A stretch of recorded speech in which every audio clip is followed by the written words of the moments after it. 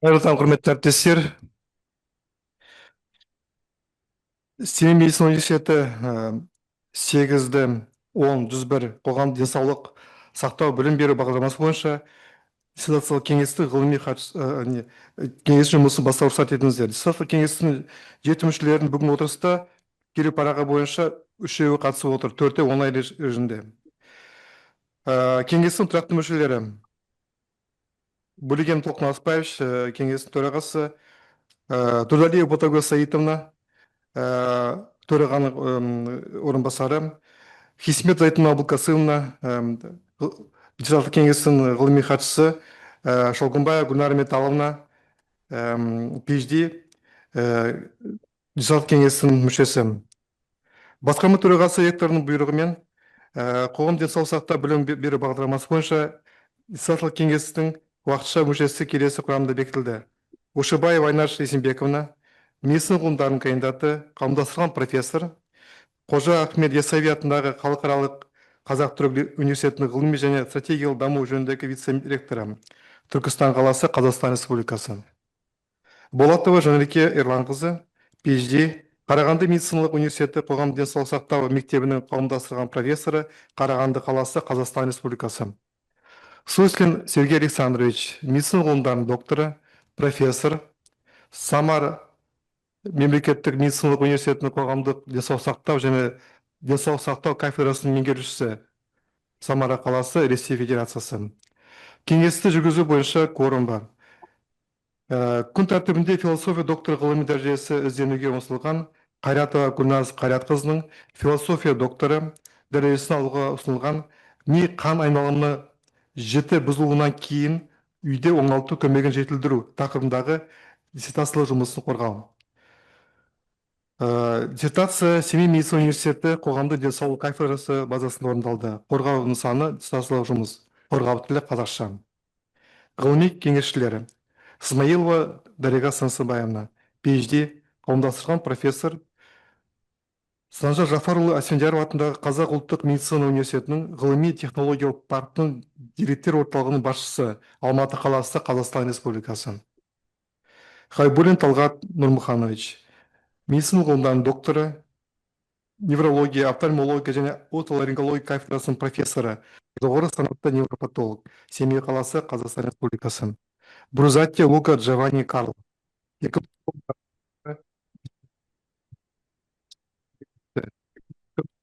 менеджменттегі аналитикалық жұмыс, Удин мемлекеттік университеті, Удин қаласы, Италия. Ресми рецензенттер: Уалиева Алия Ержанқызы, PhD, қауымдастырған профессор, Әл-Фараби атындағы Қазақ ұлттық университеті ұлттық акционерлік қоғамның эпидемиология, биостатистика және дәлелді медицина кафедрасы меңгерушісі, Алматы қаласы, Қазақстан Республикасы; Таушанова Майя Карибаевна, PhD, Марат Оспанов атындағы Батыс Қазақстан медицина университетінің қоғамдық денсаулық сақтау және денсаулық сақтау кафедрасының доценті міндетін атқарушысы, Ақтөбе қаласы, Қазақстан Республикасы. Ізденушінің жекесіндегі құжаттарымен таныстыру үшін сөз диссертация кеңесінің ғылыми хатшысы Хисметова Зайтуна Абылкасымовна беріледі.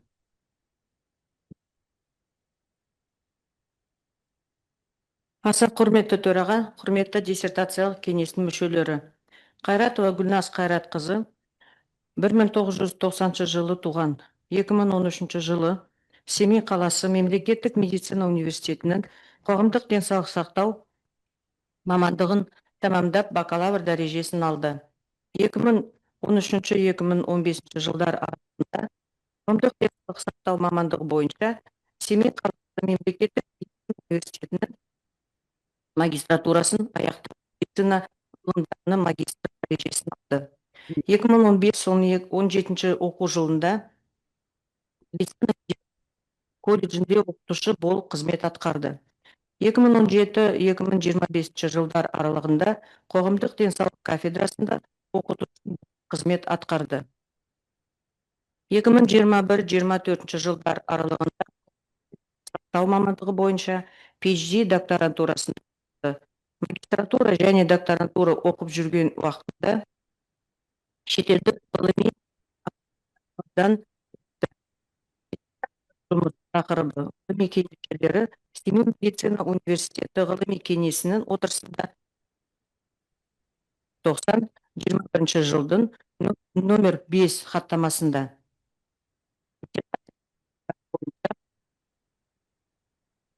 оның ішінде скоп базасында индекстелген журналдарындағы қамтамасыз ету комитеті ұсынылған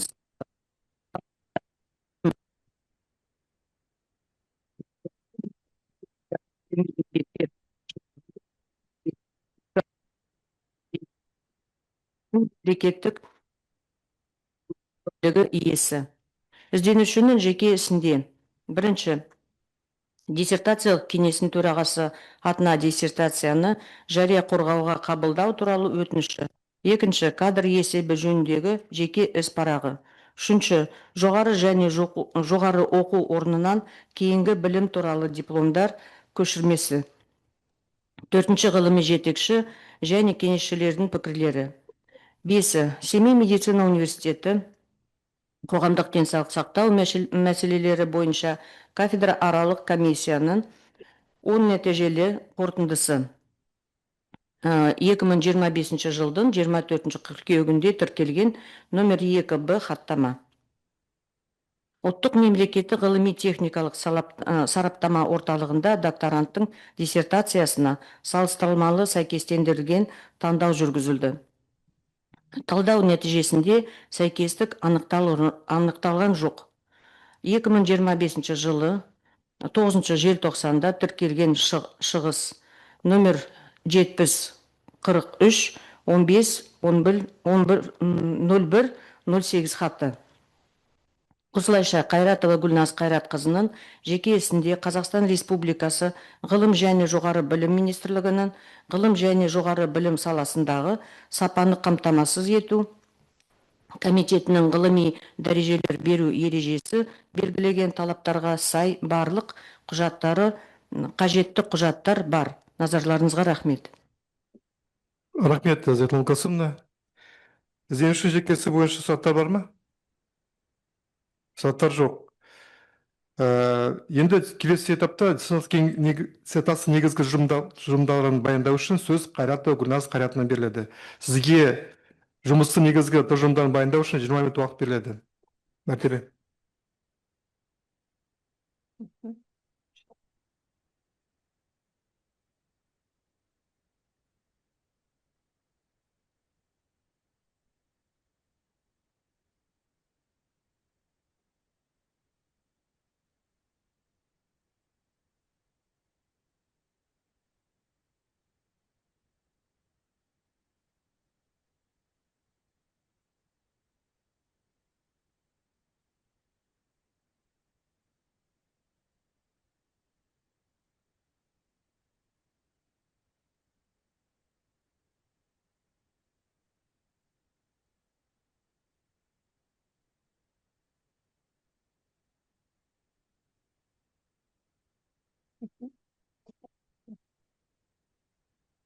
Қайырлы күн, құрметті диссертациялық кеңес төрағасы және мүшелері.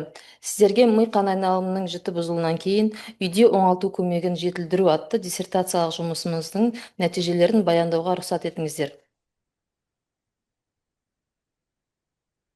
Дүниежүзілік инсультпен күрес ұйымының 2022 жылғы жаһандық ақпараттық құжатына сәйкес, жыл сайын 12,2 миллион адам жаңа инсульт жағдайларымен тіркеледі. Жыл сайын 6,5 адам ми қан айналымының жіті бұзылуларынан қайтыс болады. ТМД елдерінің ішінде Қазақстан Республикасы жүрек қан тамыр ауруларынан болатын өлім жітім бойынша Молдовадан кейінгі екінші орында. Инсультпен күрес бойынша толыққанды іс-шаралар болмаған жағдайда өлімнің 2030 жылы 7,8 миллион адамға дейін өсуі болжанады. Зерттеу мақсаты ми қан айналымының жіті бұзылуын бастан өткерген науқастардың үй жағдайында оңалту бойынша туындайтын қиындықтар мен мәселелерді жан-жақты талдау және оны жетілдірудің ғылыми негізделген тәсілдерін әзірлеу. Зерттеу міндеттері Қазақстан Республикасы халқының сырқаттанушылық, мүгедектік және өлім жітім көрсеткіштеріне талдау жүргізу. Ми қан айналымының жіті бұзылыстарын бастан кешірген науқастарға күтім жасау дағдыларының деңгейін бағалау. SF-36 сауалнамасы арқылы оңалтудың үшінші кезеңінен өткен ми қан айналым жіті бұзылыстарын бастан кешірген науқастардың өмір сүру сапасын бағалау.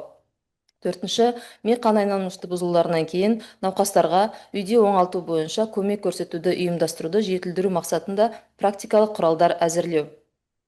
Қорғауға ұсынылатын диссертацияның ғылыми негізгі қағидалары. Бірінші, Қазақстан Республикасында ми қан айналымының жіті бұзылысынан болатын сырқаттанушылық мүгедектік көрсеткіштерінің өсу тенденциясы орын алуда. Екінші, жоғарғы білімі бар 50 жасқа дейінгі бейресми күтім көрсетушілер ми қан айналымының жіті бұзылысынан аман қалған науқастарға күтім көрсетуде салыстырмалы түрде жоғары білімі жоқ 50 жастан жоғары бейресми күтім көрсетушілерге қарағанда қиындықтарға төзімділігі жоғары екендігі анықталды. Үшінші, ми қан айналымының жіті бұзылыстарынан аман қалған науқастардың өмір сапасының денсаулықтың физикалық құрамдас бөлігі орташа көрсеткішке ие, денсаулықтың психикалық құрамдас бөлігі орташа көрсеткіш деңгейінен төмен. Оңалтуды жетілдіру бойынша әзірленген құралдар науқасқа үй жағдайында оңалту шараларын жүзеге асыруда сенімділікті жоғарылатады. Зерттеудің ғылыми жаңалығы. Бірінші, ми қан айналымының жіті бұзылуларының салдарынан Қазақстан Республикасы халқының мүгедектік көрсеткіштеріне әлеуметтік топ аралық талдау жүргізілді. Екінші, ми қан айналымының жіті бұзылыстарынан аман қалған науқастарға стационардан кейінгі кезеңде үй жағдайында оңалту шараларын жүзеге асыратын күтім көрсеткіштерінің дағдылары мен қиындықтары бағаланды. Үшінші, ми қан айналымының жіті бұзылыстарын бастан кешірген науқастарға үй жағдайында оңалту бойынша көмек көрсетуді ұйымдастыруды жетілдіру мақсатында тәжірибелік құралдар әзірленді. Зерттеу бағдарламасы. Көлденең және статистикалық талдау арқылы жүргізілді. Зерттеуде дисперсиялық талдау әртүрлі әлеуметтік топ арасында өмір сапасының көрсеткіштерін салыстыру үшін орташа мәндердің айырмашылығы статистикалық тұрғыда маңыздылығын анықтау мақсатында қолданылды. Зерттеу объектісі Шығыс Қазақстан облысы мен Абай облысы аймақтарында тұратын ми қан айналымының жіті бұзылулары бар оңалтудың екінші және үшінші кезеңінен өткен науқастар мен оларға оңалтуды көмек көрсететін бейресми күтушілерді болып табылады. Бірінші міндет бойынша Қазақстан Республикасы халқының ми қан айналымының жіті бұзылыстарынан болатын сырқаттанушылық, мүгедектік және өлім жітім көрсеткіштеріне талдау. Ретроспективті талдау нәтижесінде Қазақстан Республикасында 2013-2023 жылдар аралығында ми қан айналымының жіті бұзылулары мен сырқаттанушылық көрсеткіші шамамен 2,17 есеге өскен, өлім көрсеткіші 1,55%-ға көтерілген аламыз. Екінші суретте Қазақстан Республикасының аймақтары бойынша 100 мың адамға шаққанда 2013-2023 жылдар аралығында ми қан айналымынан болған өлім жітім көрсеткіші адамға шаққанда Шығыс Қазақстан облысында ең жоғары көрсеткішті көрсетіп 101 жағдайда тіркелген. Ең төменгі көрсеткіш Астана және Маңғыстау өңірлеріне тиесілі. Алдарыңызда Қазақстан Республикасында 2020-2024 жылдар аралығында ми қан айналымының жіті бұзылыстарынан болатын мүгедектік көрсеткіштері 19,4%-ға жоғарылағанын көре аласыздар. Таралу жиілігі бойынша бірінші орында Түркістан облысы тұратынын көре аламыз. Және республика бойынша 5 жылдық көрсеткіштердің жалпы үлесінің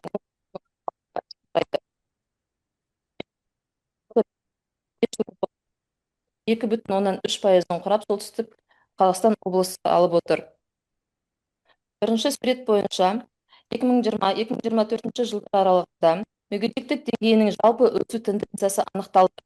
Жыныстық талдау нәтижесінде мүгедектік ерлерде әйелдерге қарағанда 2 есе жиі тіркелгенін көре аласыздар.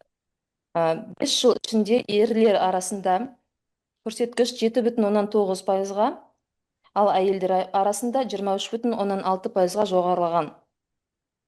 Бұл әйелдер арасында өсімнің анағұрлым айқын екенін көрсетеді. Келесі суретте мүгедектік көрсеткіштерінің топ аралық зерттеу екінші топ мүгедектігінің басымдылығын айқындап 41,12%-ды құрайды. Келесі орында үшінші топ мүгедектігі 33,17%-ды құраса, 25,12% бірінші топ мүгедектігіне тиесілі.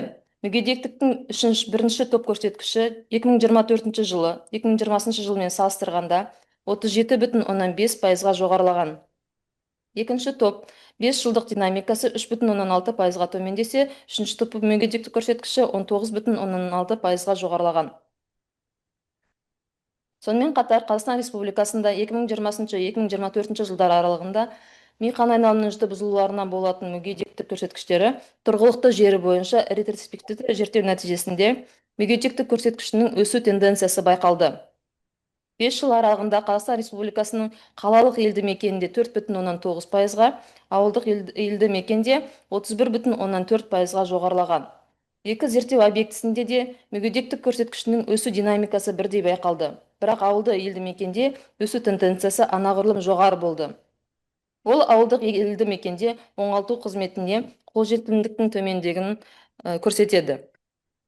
Екінші міндет бойынша Шығыс Қазақстан регионында ми қан айналымының жіті бұзылыстары болған науқастарға үй жағдайында көмек көрсететін бейресми күтім көрсетушілердің біліктілігін бағалау.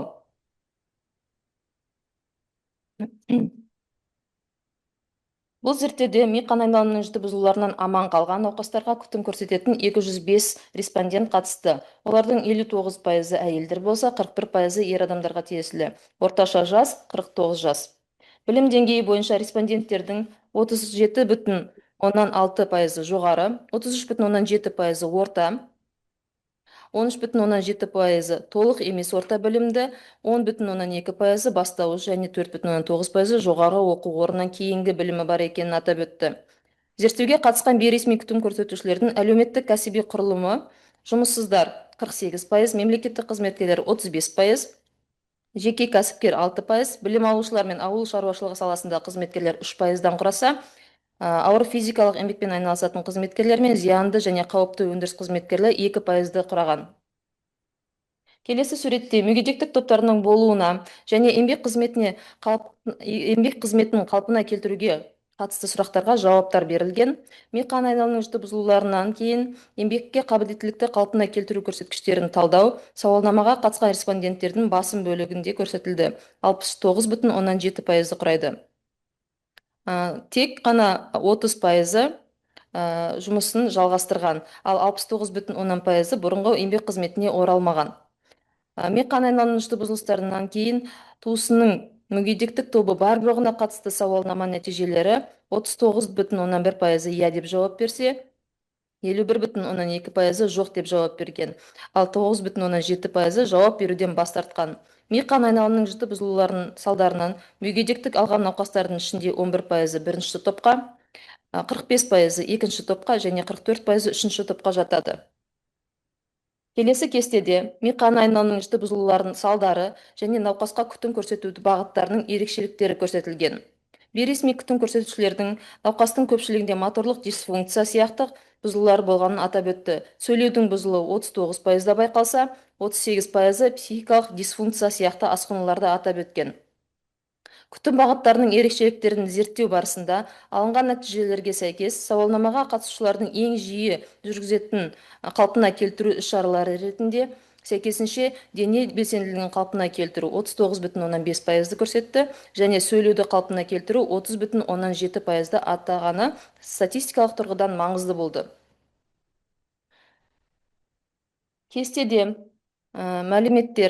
Кесте мәліметтері күтім жасаушылардың 3 топ жас арасындағы айырмашылықты айқын көрсетеді. Ең алдымен медициналық қызметкерлерден қажетті ақпарат алу қиындықтарымен барлық жастағы топтағы жиі кездесетіні анықталды. Тегін медициналық көмектің кепілдік берілген көлемі шеңберінде дәрі-дәрмек алу қиындығы респонденттердің жартысынан көбінде анықталды. Сонымен қатар науқаспен сөйлесу барысында психоэмоционалдық қиындықтар жас топтарына байланысты ерекшелік көрсетті. 30-49 жас аралығындағы көрсеткіш ең жоғарғы көрсеткіш болып 46,4%-ды құрады. Айырмашылық статистикалық маңыздылыққа ие. Жоғарғы білімі бар адамдар жоғарғы оқу орнынан дейінгі білімге қарағанда психологиялық оңалту дағдыларына ие. Ұқсас жауаптар физиотерапия, кинезотерапия және еңбек терапиясында көрсетілген. Керісінше жоғары оқу орнына дейінгі білімі бар адамдар жоғары білімі бар адамдарға қарағанда сөйлеуді оңалту дағдыларына ие. Ол 18,16%-ды құраған. Суретте бейресми күтім көрсетушілердің білім деңгейіне байланысты 10 балдық шкала бойынша эмоционалды жағдайы тіркелген. Бастауыш 62%, және толық емес орта білімді 57%-ды адамдардың көпшілігінің эмоционалды күйін 2-5 бал аралығында бағалаған. Орта, жоғары және жоғарғы оқу орнынан кейінгі білімі бар адамдар өздерінің эмоционалдық жағдайын 5-8 бал аралығында бағалаған. Респонденттердің 97,1%-ы көп салалы үштікке, яғни дәрігер, мейіргер және бейресми күтім көрсетушілерге оң көзқарас білдірген. Үшінші міндет бойынша ми қан айналымының жіті бұзылыстарына болған науқастардың өмір сапасын бағалау нәтижелері берілген. Жыныстық құрылымын талдау барлық жас топтарда әйелдердің басымдылығын көрсетеді. Жас санаттарының әйелдердің үлесі 57-67% аралығында сақталған. Психологиялық құрамдас бөлігі ретінде ең жоғарғы әлеуметтік шкаласы бойынша 41,1 балға тіркелсе, бұл пациенттердің әлеуметтік өзара әрекеттесу және қоғаммен байланысты белгілі бір деңгейде сақталып отырғанын көрсетеді. Ең төмен нәтижелер психикалық денсаулық және өмірлік белсенділік шкалаларында байқалды. Бұл эмоционалды күйзеліс, мотивацияның төмендеуі және шаршағыштық белгілерінің басым болуын анықтайды. Сонымен қатар, физикалық және рөлдік функциялардың төмен мәндері 28-42 бал аралығында тіркелген. Физикалық белсенділіктің және еңбек қабілеттіліктің айтарлықтай шектелгенін көрсетеді. Жүргізілген зерттеу нәтижелері жас және жыныс факторларының денсаулықтың субъективті көрсеткіштеріне ықпалының айқын екендігін көрсетеді. Физикалық және рөлдік қызмет ету деңгейлері жас өспірімдік және ерте ересек кезеңдегі жоғары болып, жас ұлғайған сайын біртіндеп төмендейді. Эмоционалдық жағдай және психикалық жағдайдың ең қолайлы көрсеткіштері 35-44 жас аралығында байқалып, ерлерде психикалық денсаулық деңгейі салыстырмалы түрде жоғары, ал әйелдерде эмоционалдық жауаптылықтың күштірек екендігін анықтайды. Өмірлік белсенділік және әлеуметтік қызметте осы жас аралығында максималды деңгейге жетеді, алайда 55 жастан асқаннан кейін төмендеу үрдісі байқалады. Жыныстық тұрғыдан ерлерде өмірлік белсенділік жоғарырақ, ал әйелдерге әлеуметтік қызмет көрсету басым. Ауырсыну қарқындылығы мен жалпы денсаулық көрсеткіштерінің ең қолайлы мәндері 18-34 жас аралығында тіркелсе, 45 жастан кейін ауырсыну деңгейінің артуы және жалпы денсаулықтың төмендеуі байқалады. Әйелдерде ауырсыну қарқындылығы жоғары, әрі жалпы денсаулық деңгейі төмен. Жалпы алғанда зерттеу нәтижелері жас және жыныс ерекшеліктерінің физикалық, психоэмоционалдық және жалпы денсаулық көрсеткіштерінің қалыптасуына маңызды детерминанттар болғанын дәлелдейді. Жыныстық айырмашылықтар бойынша SF36 сауалнамасы физикалық жағдайға байланысты рөлдік жұмыс және психикалық денсаулық көрсеткіштері бойынша статистикалық маңызды айырмашылықтар анықтады.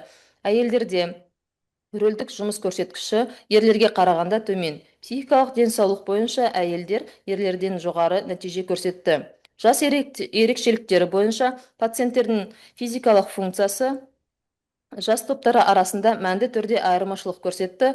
Бұл жас ұлғайған сайын физикалық мүмкіндіктердің төмендеуін дәлелдеді. Сонымен қатар, жалпы денсаулық көрсеткіштері де жасқа байланысты жоғары дәрежеде өзгеретіні анықталды. Білім деңгейіне байланысты айырмашылықтар өмірлік денсаулық, өмірлік белсенділік және әлеуметтік қызмет және психикалық денсаулық көрсеткіштерінің білім деңгейіне тәуелді статистикалық маңызды ерекшеліктерге айырмашылықтарға ие. Сауалнама нәтижелері бойынша ми қан айналымының жіті бұзылуларынан кейінгі бір жылда пациенттердің 48,6% денсаулықтың нашарлағанын, 18% өзгеріс болмағанын, ал 33,1% жақсарғанын көрсетті. Бұл деректер пациенттердің басым бөлігінде қалпына келу жеткіліксіз екенін және ұзақ мерзімді реабилитация мен тұрақты медициналық бақылаудың қажет ететіндігін айқындайды. Бұл сызба ми қан айналымының жіті бұзылуынан кейін науқастарға үй жағдайында амбулаторлық оңалтуды жетілдіру моделін көрсетеді. Модель негізгі 3 бөліктен тұрады. Зерттеу нәтижелері, стандартты операциялық процедураларды әзірлеу және енгізу, үшінші апробация қорытындылары. Ми қан айналымының жіті бұзылуынан кейінгі амбулаториялық үй жағдайындағы оңалтуды жетілдіру сызбасы науқастардың функционалдық жай күйін және күтім сапасын арттыруға бағытталған кешенді модельді көрсетеді. Анықталған проблемалар негізінде тыныс алу, сөйлеу қызметін оңалтуға бағытталған стандартты операциялық процедуралар әзірленіп, білім беру бағдарламасы мен біліктілікті арттыру семинарлары ұйымдастырылды. Соптарда бейресми күтім көрсетушілер мен орта медициналық қызметкерлер тәжірибесіне енгізу, олардың күтім көрсету дағдыларын едеуір жақсартты. Бейресми күтім көрсетушілердің білім деңгейі, сенімділігі арттырды. Ал медициналық персоналдың жүктемесін төмендетті. Ұсынылған модель ми каналының жіті бұзылуларынан кейін үй жағдайында оңалтудың тиімділігін арттыру, сондай-ақ пациенттердің өмір сапасын жақсартуға мүмкіндік берді. Стандартты операциялық процедуралардың апробациясы. Ми қан айналымының жіті бұзылуларынан науқастарға күтім жасайтын бейресми күтім көрсетушілерді оңалту бағдарламасын әзірлеу және оның тиімділігін бағалау нәтижелері. Семинарда 37 бейресми күтім көрсетуші, 7 мейіргер және 1 психолог маманы оқу бағдарламасымен таныстырылды. Бейресми күтім көрсетушілердің басым бөлігі әйелдер болды, 82,1% құрайды. Орташа жасы 49 жасты құрады. Семинар алдыңғы және кейінгі тестілеу бейресми күтім көрсетушілердің СОП бойынша білім мен дағдылары едеуір жоғарылағанын көрсетеді. Тыныс алу жаттығулары, сөйлеу қабілеті, ойық жара профилактикасы шаралары ретінде орташа білім деңгейі 38%-ға артқан. Бұл бағдарламаның тиімділігін және ми қан айналымы жіті бұзылуларынан кейін үйде күтім сапасының жақсартудағы рөлін дәлелдейді. Әзірленген СОП негізінде білім беру бағдарламасы жүргізілген семинар нәтижелерін талдау кері байланыстың оң екендігін көрсетеді. Қорытындылай келе, әзірленген стандартты операциялық процедуралар бейресми күтім көрсетушілердің сенімділігін арттыруға, эмоционалды стресстің төмендетуге және мейіргерлерге түсетін жүктемені азайтуға тиімді екендігі анықталды. Бұл көрсетілген медициналық қызметкерлердің сапасын едеуір жақсартты. Аталған стандартты операциялық процедуралар денсаулық сақтау жүйесіне кең көлемде енгізуге ұсынылады. Ақпараттандыруды арттыру мақсатында брошюралар мен видеоматериалдар әзірленді. Аталмыш құралдар Шығыс Қазақстан облысы мен Абай облысының медициналық мекемелерінде қолданысқа енгізілді. Видеоматериал медициналық мекемелердің дәліздерінде мультимедиялық құралдар көмегімен жарияланды. Сонымен қатар Семей медицина университетінің веб-сайтында жарияланды. Сайттағы қаралым саны 563-ке тең бүгінгі күнге дейін. Алдарыңызда жүргізген семинардың нәтижелері мен стандартты операциялық процедуралардың ұйымда енгізілгені туралы құжаттың дәлелі ретінде көрсетілген. Тәжірибелік ұсыныстар мен қорытындыларға тоқтамауға рұқсат етіңіздер. Алдарыңызда аннотацияда көрсетілгендіктен. Назарларыңызға рахмет. Рахмет, Гүлназ Қайратовна, баяндамаңызға. Ізденуші қандай сұрақтарыңыз бар? Гүлнар Металлова, сізге. Гүлназ Қайратқызы, көп рахмет баяндамаңызға. Менде 3 сұрақ бар сізге. Бірінші сұрақ. Ми қан айналымының жіті бұзылуынан кейінгі үйде пациенттерді эмоционалды қолдаумен қамқоршылар қандай қиындықтарға тап болады? Екінші сұрақ. Инсульттан кейінгі пациентті үйде оңалту процесінде қамқоршының негізгі міндеттері қандай? Үшінші сұрақ. Ми қан айналымының жіті бұзылуынан кейін пациентке күтім жасау кезінде қамқоршылардың іс-әрекетін жүйелі түрде оқыту және бақылау қаншалықты маңызды? Осы үш сұраққа жауап берсеңіз, рахмет. Рахмет, Гүлнар Металловна, сұрағыңызға. Жауап беруге рұқсат етіңіз. Ми қан айналымынан кейін үй жағдайында бейресми күтім көрсетушілердің эмоционалдық қиындықтары туындайды. Оларға бірнеше себепші болып келеді. Ми қан айналымының жіті бұзылуынан кейін пациенттердің денсаулық жағдайы күрт әлсірегендіктен және инсульт дейміз ғой, ми қанайынышты бұзылулары кенеттен туындағандықтан оған жаңағы науқастың өзі де сонымен қатар үй жанұя мүшелері де оған дайын болмайды. Себебі бұл кенеттен пайда болатын ауру болып табылады процесс. Ми қан айналымышты бұзылуларынан кейін эмоционалдық жағдайының пайда болуына бірнеше факторлар әсер етеді. Жәнегі бірінші орында ол білім деңгейінің жоқтығы. Яғни бейресми күтім көрсетуші күтім көрсету барысында бірінші психологиялық тараптан да, физикалық тараптан да қандай күтім көрсетуді білмейді. Яғни сенімсіздік пайда болады. Сенімсіздіктің нәтижесінде ол күтім көрсетіп отырған өзінің шараларына толыққанды сенімді бола алмайды. Екіншіден, ол пациенттің жаңағы бейресми күтім көрсетушінің өзінің эмоционалды жағдайының біз бағаламаймыз, болмаса олардың әлеуметтік өзінің қоғамдағы ортасын, болмаса өзінің денсаулық созылмалы аурулары болуы мүмкін ол бейресми күтім көрсетушілердің. Оған қоса жаңағы ми қан айналымышты бұзылыстарына шалдыққан науқастың денсаулық жағдайы оны одан сайын күшейтуі мүмкін, эмоционалдық жағдайын төмендетуін. Екінші сұрақ бойынша ми қан айналымышты бұзылыстарының қамқоршылардың міндеттері. Міндеттері жаңағы бірінші орында психологиялық денсаулығын қалпына келтіру, психологиялық көмек көрсету, қолдау көрсету. Егер де бұл не үшін маңызды?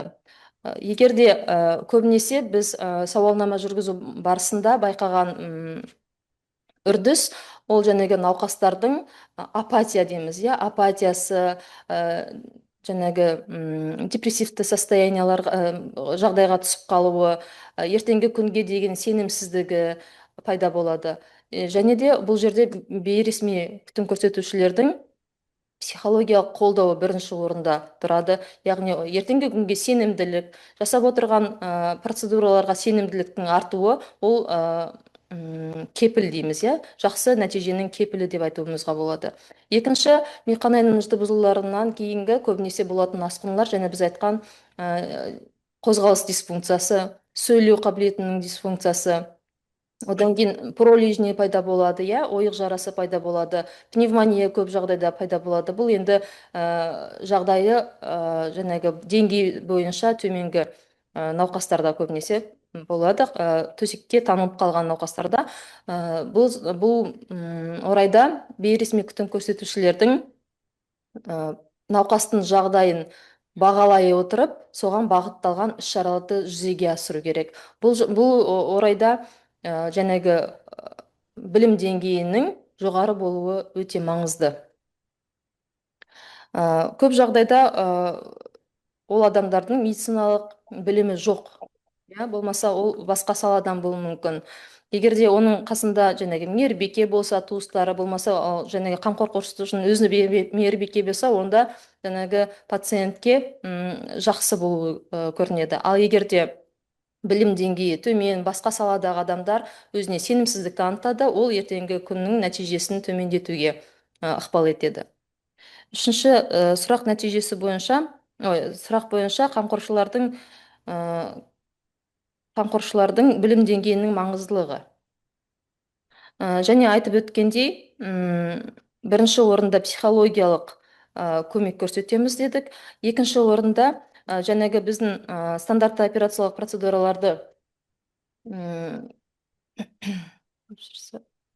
апробациясының нәтижесінде бұл сенімділіктің жоғарылағанын көрсетеді. Яғни білім қандай да бір білім мен дағдыларға еленген бейресми күтім көрсетуші ертеңгі күні науқасқа толыққанды дұрыс іс-әрекеттердің тізімділігімен, алгоритмімен жүргізеді дегенге сенімділік артады.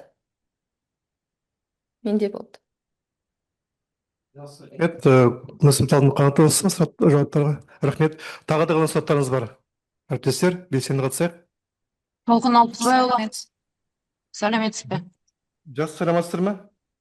Жанерке, сізге сөз. Сәлеметсіз бе?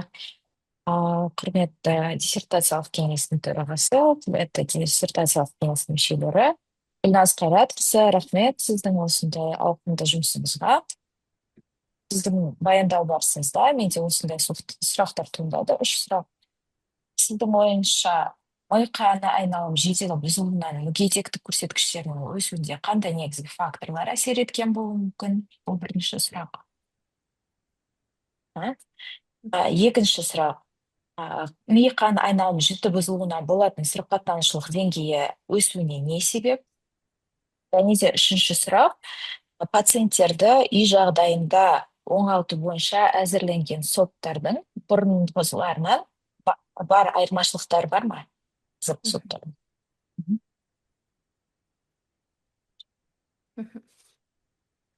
Рахмет, сұрағыңызға нәтижелерге болатыны. Ой, Ерланымна, кешіріңіз. Бірінші сұрағыңызға жауап беруге рұқсат етіңіз. Иә, біздің зерттеу нәтижелері бойынша байқап отырғанымыздай, мүгедектік деңгейі ақырғы 10 жылдықтың ішінде күрт өсуі байқалады. Ең жоғарғы көрсеткіш жәнегі Түркістан облысында деп айттық. Осыған әсер етіп отырған негізгі факторлар жәнегі бірінші орында инсульт, ми қан айналым жіті бұзылыстары болғаннан кейін оңалтуды үй жағдайындағы жетілдірудің әлсіздігі. Яғни 116-шы бұйрыққа сәйкес реабилитациялық шараларды жүзеге асыру бойынша жылына бізде ми қан айналым жіті бұзылыстарынан кейін реабилитациялық шараларды 4 деңгейде жүргізіледі.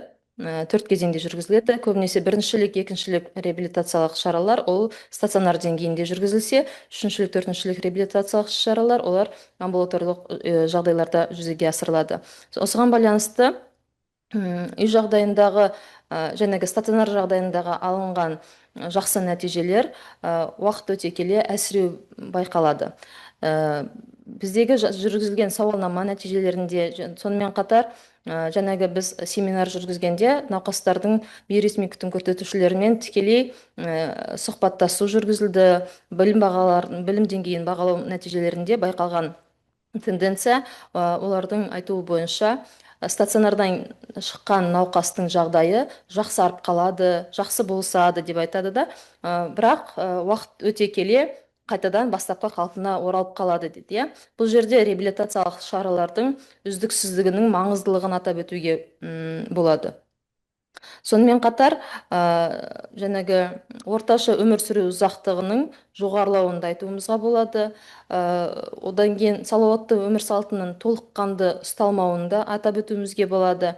Көбінесе жаңағы темекі шегетін науқастар ми қан айналым жіті бұзылыстарын болғаннан кейін де оны темекі шегуге болмауын біле отыра ары қарай жалғастырады. Сонымен қатар жаңағы дәрі-дәрмектердің, дәрігерлердің жазған дәрі-дәрмектер мен ұсыныстарын дұрыс сақталмауын осы мүгедектік деңгейінің жоғарылауына себеп болады деп болжаймыз. Екінші сұрақ бойынша сырқаттанушылық деңгейінің өсуі. Біз байқағанымыздай сырқаттанушылық деңгейі де өсіп келіп отыр өңірлер бойынша, Қазақстан Республикасы бойынша. Бұл жерде артериялық гипертензияның жоғарылауы. Бізде артериялық гипертензия ми қан айналымының біріншілік факторы болып табылады. Сонымен қатар қант диабеті, жаңағы семіздік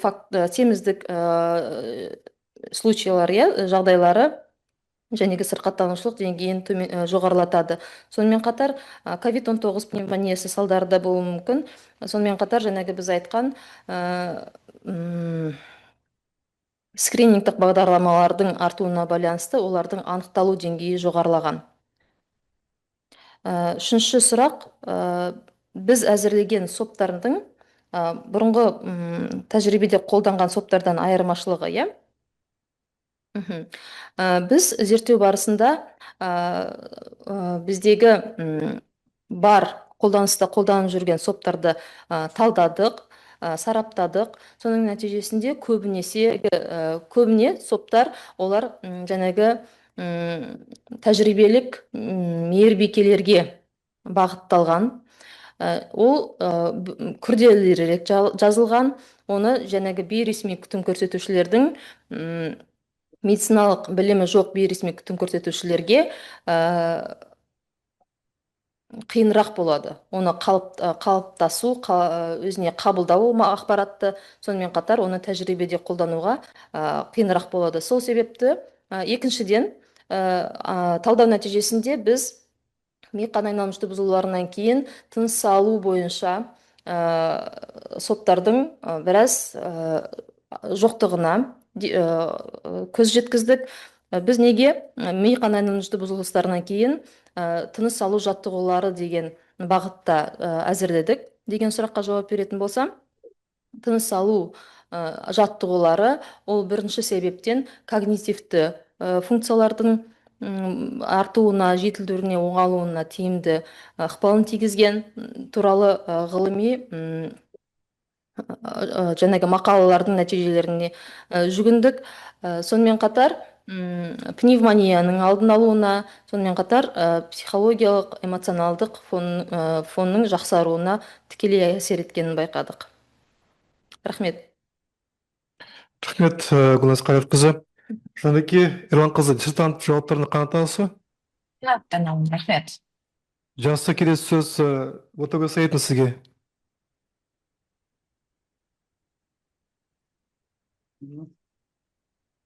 Можно вопрос? Ботагөз Саитовна, сізге сөз беріледі, сұрақтарыңыз бар ма? Да, вопрос. Менде бар тағы. Можно, да? Можно. Ага, спасибо большое. Гульназ Каракозы, можно я на русском вам задам вопросы? Хорошо. Скажите, пожалуйста, вы использовали опросник SF-36 по оценке качества. У меня вопрос. Есть ли другие опросники, более такие специализированные для данной патологии? Почему вы их не использовали, первый вопрос, и в чем отличие от SF-36 этих опросников, если они существуют? И следующий вопрос. Вообще, с какими трудностями вы столкнулись при изучении качества жизни данных пациентов? Спасибо. Спасибо. Ботагөз Саитовна, құрметті Толқынасбаевич, сұраққа орысша жауап беруге рұқсат етуіңізді сұраймын. Спасибо. Да, мы в соответствии с задачами оценивали качество жизни пациентов с помощью инструмента SF-36. Вы правильно отметили, но мы, прежде чем выбрать данный инструмент, мы анализировали имеющиеся другие инструменты оценки качества жизни. Один из них можно назвать EQ5D. Здесь оценивается то же самое психическое и физическое состояние здоровья, но она более короткая и состоит из 5 вопросов. Мы бы хотели более расширенно изучить и психологические состояния здоровья, и физическое состояние здоровья с точки зрения, как они действуют на повседневную жизнь, на социальную жизнь, на эмоциональном фоне, как у них оценивается, как она влияет на те или иные функции организма. Поэтому мы выбрали именно SF-36. По второму вопросу, какие трудности, с какими трудностями мы сталкивались при изучении качества жизни? При ходе опроса пациентов мы столкнулись с рядом трудностями. Один из них, как мы ранее отмечали, как мы ранее говорили, это когнитивные нарушения пациента, апатия, и у них, соответственно, с этим сниженная мотивация и немножко бывали ограничения с коммуникацией. Они иногда полностью отказывались, но здесь мы вначале брали информационное согласие. Если пациент отказывается, мы на том же этапе останавливали исследования.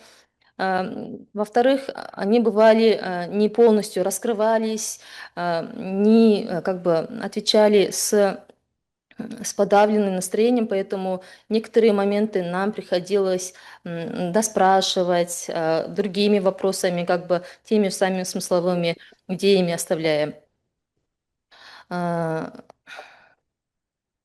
Основные трудности заключались в этом. Все, спасибо. Рахмет, Гүлназ Қайратқызы. Мгм. Ботыга Саитовна, удовлетворены ответами диссертанта? Удовлетворена. Спасибо. Спасибо. Айнаш Сізбекқызы, сізге сөз, сұрақтарыңыз бар ғой, деймін?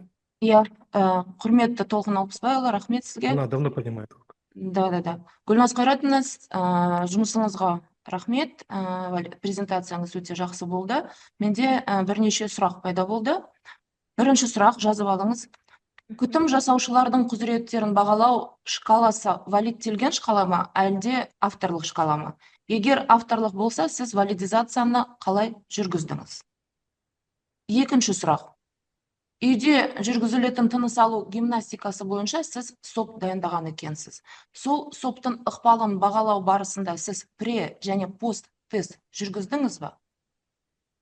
Үшінші сұрақ. Сіз өмір сапасының төмендеуін оңалтудың жеткіліксіздігімен байланыстырасыз жұмысыңызда. Бірақ менде мынандай сұрақ. Нәтижелерін бағалау үшін сіз зерттеуге қатысушылардың клиникалық ерекшеліктерін ескердіңіз ба? Мысалы, инсульт түрі, зақымдану көлемі, одан кейін неврологтардың қолданатын әртүрлі шкалалар бар. Мысалы, National Institute of Health Stroke Scale сияқты осындай шкалалардың нәтижелерін қолданыңыз ба, жоқ па? И төртінші сұрақ. Диссертацияның кіріспе бөліміңізде сіз Семей ядролық сынақ полигонының әсері туралы айтып жатсыз, яғни оны Шығыс Қазақстан облысындағы цереброваскулярлық аурулардың қауіп факторы болуы мүмкін дегенді көрсетесіз. Бірақ зерттеу әдістері мен нәтижелеріңізде сіз бұл байланысты растайтын қандай да бір статистикалық талдау келтірмедіңіз. Осыған байланысты маған нақтылап айтыңызшы, аталған тұжырымды сіз ғылыми тұрғыдан дәлелденген қорытынды ретінде қарастырасыз ба? Немесе ол тек қана әдеби дәйексөздерге сүйеніп айтылған гипотеза ғана? Рахмет. Рахмет, Айнаш Есенбековна, сұрағыңызға. Бірінші сұраққа жауап беруге рұқсат етуіңізді сұраймын. Жәнегі бейресми күтім көрсетушілерге жасалған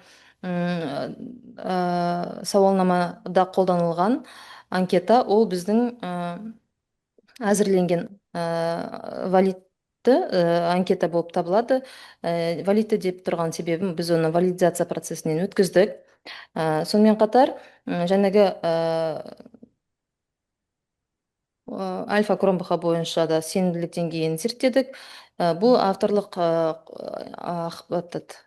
инструмент дейміз, құралды әзірлеу барысында біз әртүрлі халықаралық протоколдарға жүгіну мақсатында жасадық процесінде. Екінші сұрақ бойынша жаңағы тыныс алу гимнастикасы бойынша тест жасадыңыз ба дейсіз, деген сұраққа бірінші жаңағы семинарға дейінгі және семинардан кейінгі тестілеу жүргізілді. Жоғарыда айтылғандай семинарға 37 бейресми күтім көрсетуші қатысты. Бұл сауалнаманың тесттің нәтижесі бойынша сенімділіктің артқаны және орташа деңгейдің 38%-ға жоғарылағанын байқадық.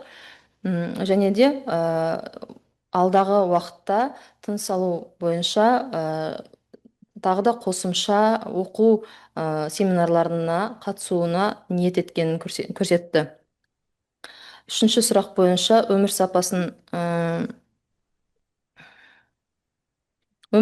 зерттеуде клиникалық жағдайларды зерттедіңіз бе дейсіз, нәтижелерді бағалау үшін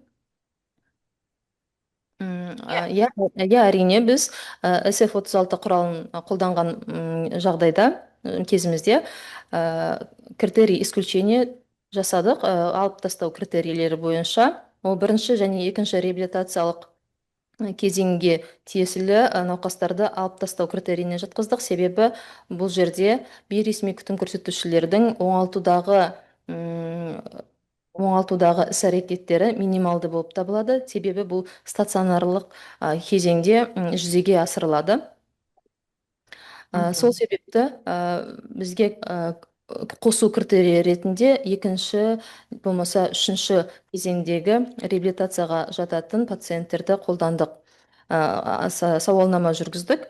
Екінші реабилитациялық түрі ол көп жағдайда стационар шеңберінде жүзеге асырылады деп айттық. Бірақ кейбір жағдайларда және шкала реабилитационной маршрутизация дейміз, пациенттің денсаулық жағдайын бағалай отыра, бұл адамдарды екіншілік реабилитацияны амбулаторлық үй жағдайында жүргізуге рұқсат етіліп, стационардан шығарылады. Төртінші сұрақ бойынша диссертацияның кіріспе бөлімінде Семей ядролық полигонының әсері бойынша жазылған болатын. Біз бұл жердегі байланысты өзімізше зерттемедік, бірақ бұл бойынша жаңағы церебральды аурулардың әсеріне, болмаса тағы да оның жоғарылауына, мүгедектік деңгейінің жоғарылауына әсер ететіні туралы басқа да ғылыми, отандық және шетелдік жаңағы зерттеу нәтижелеріне сүйене отыра жазылды. Рахмет, Гүлназ Қайратқызы, жауаптарыңызға. Айнар Есімбековна, диссертант жауаптарын қанықтаңызсы. Я қанағаттандым. Рахмет, Гүлназ Қайрат. Рахмет сізге. Слово, пожалуйста, представляется Сергею Александровичу, вам слово. Спасибо большое. Добрый день, уважаемые коллеги. Прежде всего, хотел бы поблагодарить за приглашение и возможность участия в заседании диссертационного совета. И у меня вопросы к уважаемой Гульназ Кайраткызы. 3 вопроса.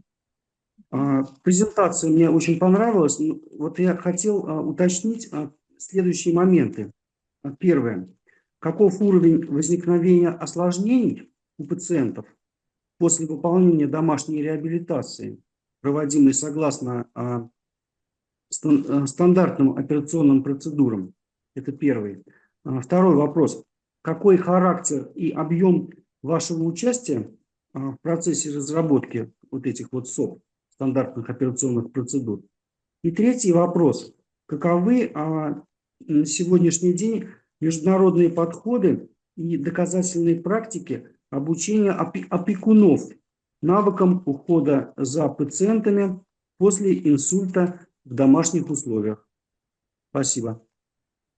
Спасибо за вопрос, Сергей Александрович. Құрметті диссертациялық кеңес төрағасы, орысша жауап беруге. Рұқсат, сейчас. Рахмет. Первый вопрос касаемо уровня осложнения после реабилитационных процедур на дому. Да? При выполнении домашней реабилитации, согласно стандартным операционным процедурам, уровень осложнения остается низким. Тяжелые осложнения возникают редко, а риск пролежней, пневмонии, падений, и она немножко снижается, значительно снижается. Если же это касаемо обученных опекунов. Обученные опекуны при выполнении домашней реабилитации, касаемо именно дыхательной гимнастики или реабилитации, речевой реабилитации, если они выполняют строго согласно протоколу, в начале протокола озвучиваются как бы основные нужные ресурсы, основные действия при начале дыхательной гимнастики, какие признаки должны оцениваться, артериальная гипертензия, пульс, частота дыхания. При положительном результате только начинают стандартные операционные процедуры согласно указанному документу. Если соблюдать все пункты выполнения, которые указаны в стандартных операционных процедурах, уровень возникновения осложнений он остается низким. По второму вопросу мое участие в разработке стандартных операционных процедур, как бы в начале, прежде чем выбрать тематику стандартных операционных процедур, и мы изучали имеющиеся уже действующие стандартные операционные процедуры. Согласно этому мы как бы при анализе доказательной литературы, сравнении существующих протоколов определили ключевые компоненты СОП. И моя основная функция в разработке и внедрении СОП заключалась в структурировании разделов, обработку алгоритмов и применении условий домашних условиях и как бы анализировать результаты апробации. Ясно. Спасибо. По третьему вопросу, какие международные подходы? Ага. Да, имеют очень множество исследований, которые доказывают эффективность обучения опекунов, эффективность их результатов лечения, такие как Американские кардиологические ассоциации, рекомендации по реабилитации и восстановлению после инсульта у взрослых, представленные комплексные реабилитационные программы с адекватными ресурсами и дозировкой. Продолжительность является важным аспектом лечения инсульта, и она должна быть приоритетом. И по результатам данных исследований можно как бы с уверенностью сказать, что именно продолжение реабилитационных процедур на дому и обучение, уровень знаний и навыков опекунов, она остается очень важным, и уровень доказательности высок. Спасибо. Рахмет, Гүлназ Қайратқызы, жауаптарыңызға. Уважаемый Сергей Александрович, вы удовлетворены ответами диссертанта? Да, конечно. Спасибо большое. Спасибо вам за участие. Так, басқа сұрақтарыңыз бар ма? Болмаса менде бір-екі сұрақ бар. Гүлназ Қайратқызы. Бірінші сұрақ, осы аталмыш науқастар контингенттерін жалпы тегін медициналық көмектің кепілдендірілген көлем шеңберінде дәрі-дәрмекпен қамтамасыз етуде қандай қиындық тудырады, қандай себептер бар деп ойлайсыз? Бірінші сұрақ. Екінші сұрақ, жалпы аталмыш науқастарды үй жағдайында күтуге байланысты, оңалтуға байланысты құрастырылған, өңделген стандартты операция процедураларды әзірлегенде қандай ғылыми деректерге негіздедіңіз? Рахмет.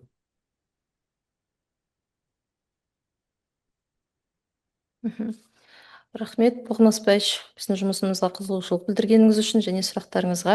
Бірінші сұраққа жауап беруді рұқсат етіңіз. Жаңағы зерттеу нәтижесі бойынша зерттеу нәтижесі бойынша тегін медициналық көмек шеңберінде ми қан айналымы бұзылыстарынан кейін дәрі-дәрмек алу қиындықтары орын алып отыр. Бұл жерде негізінде кепілдендірілген медицина жаңағы дәрі-дәрмектің көлемінде көбінесе 75-ші бұйрықтың шеңберінде жүзеге асырылады. Бұл жағдайда инсульт именно жаңағы ми қан айналымы бұзылыстарынан кейінгі қолданылатын дәрі-дәрмектер бұл тізімге кірмеген. Себебі бұл жерде артериялық гипертензияның алдын алуға байланысты, болмаса басқа да жүрек қан тамыр ауруларына байланысты профилактикалық шарада және ми қан айналымы бұзылыстарының болмауына бағытталған жаңағы дәрілік заттар енгізілген. Ал көбінесе жаңағы сауалнама нәтижесінде және де амбулаториялық жағдайда жұмыс атқарушы мейірбикелердің сауалының сұрастыру нәтижесінде, сұхбат нәтижесінде біз айта аламыз, ми қан айналымы бұзылыстары болған науқастарға жаңағы реабилитолог, болмаса невропатолог мамандардың жазылып ұсынылған дәрі-дәрмектері жаңағы 75-ші бұйрықтың көлеміне кірмейді. Соған байланысты тегін алу мүмкіндігі біраз төмендейді. Екінші сұрақ бойынша, үй жағдайында күтімге арналған стандарт операциялық процедуралардың ғылыми негіздемесі.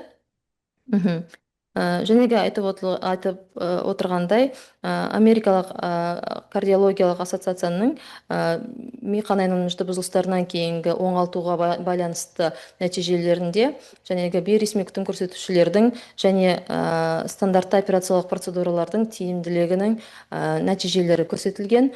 Соның негізінде де біздің жасап отырған апробация нәтижесінде де сенімділіктің жоғарылауы, ми қан айналым бұзылыстары шеңберінде алғашқы медико санитарлық көмек көрсететін мейіргерлердің жүктемесін азайтуына да дәлел ретінде айтуымызға болады. Жақсы, рахмет жауаптарыңызға. Рахмет. Тағы да сұрақтар болмаса, 17 сұрақ қойылды, жеткілікті деп ойлаймын. Келесі кезеңге ауысайық. Келесі сөз ғылыми кеңесші пікірін білдіру үшін PhD қауымдастырған профессор Дариға Сансыбаевна Смаилова беріледі. Сізге сөз.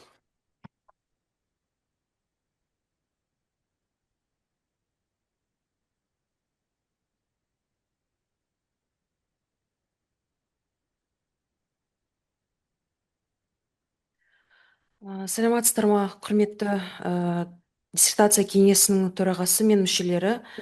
8-10-101 қоғамдық денсаулық сақтау мамандығы бойынша философия докторы дәрежесін ізденуге ұсынған Қайратова Гүлназ Қайратқызының ми қан айналымының жіті бұзылуынан кейін үйде оңалту көмегін жетілдіру тақырыбындағы диссертациялық жұмысын ғылыми кеңесшінің пікірін оқуға рұқсат етіңіздер. Қайратова Гүлназ Қайратқызының ми қан айналымының жіті бұзылуынан кейін үйде оңалту көмегін жетілдіру атты тақырыбы бойынша философия докторын дәрежесін алу үшін дайындалған диссертациялық жұмысы ми қан айналымының жіті бұзылуы болған науқастарға үй жағдайында күтім көрсетушілердің оңалту бойынша дағдыларын, сонымен қатар науқастардың өмір сүру сапасын бағалауға арналады. Еуропалық одақта ми қан айналымының жіті бұзылуы ересектер арасындағы өлімнің екінші негізгі себебі болып табылады. Сонымен бірге адамдарды мүгедектікке әкеліп соқтырады. Ол жыл сайын 1,1 миллион еуропалықтарға әсер етеді және 440 мың өлімге әкеледі.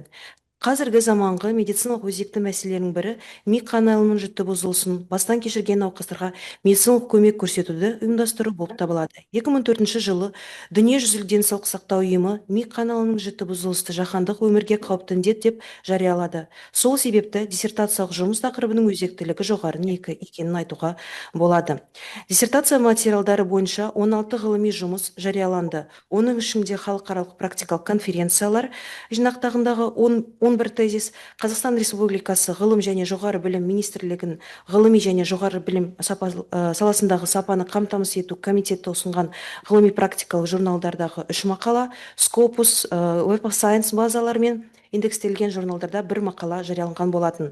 Қайратова Гүлназ Қайратқызы PhD докторантура оқу бағдарламасын меңгеріп, диссертация жазу барысында ғылыми жұмыстың зерттеу бағдарламасын құрып, әр кезеңді жеке орындады. Сондай-ақ СПС статистикалық бағдарламаны игеріп, деректерді өңдеген болатын. Зерттеу нәтижелері негізінде докторант ми қан айналымының жіті бұзылуынан бастан кешірген науқастарға үй жағдайында оңалтуды жетілдіру мақсатында күтім көрсетушілерге тәжірибелік құралдар әзірледі. Докторанттың ғылыми жұмысы шеңберінде ұсынылған нәтижелерінің ғылыми жаңалығы бар қоғамдық денсаулық сақтау саласында ғылыми бағыттың дамуына үлес қосты. Жоғарыда айтылғандарды қорытай келе отырып, докторант Қайратова Гүлназ Қайратқызы зерттеудің барлық міндеттерін орындағанын, қажетті практикалық дағдыларды игергенін атап өткім келеді. Ғылыми жұмыс философия докторының дәрежесін алу үшін диссертацияға қойылатын талаптарға сәйкес келеді. Ал диссертант Қазақстан Республикасы ғылым және жоғары білім министрлігінің ғылым және жоғары білім саласындағы сапаны қамтамасыз ету комитетінен 8-10-101 қоғамдық денсаулық сақтау мамандығы бойынша философия доктор дәрежесін алуға толық лайықты деп санауға болады. Ғылыми кеңесші PhD қауымдастырылған профессор Асфендияров атындағы Қазақ ұлттық медицина университеті Смаилова Дариға Сансыбайқызы. Рахмет. Рахмет, құрметті Дариға Сансыбайқызы, пікіріңізге. Келесі сөз ғылыми кеңесші пікірін білдіру үшін профессор, медицина докторы Талғат Нұрмұхановичқа береді.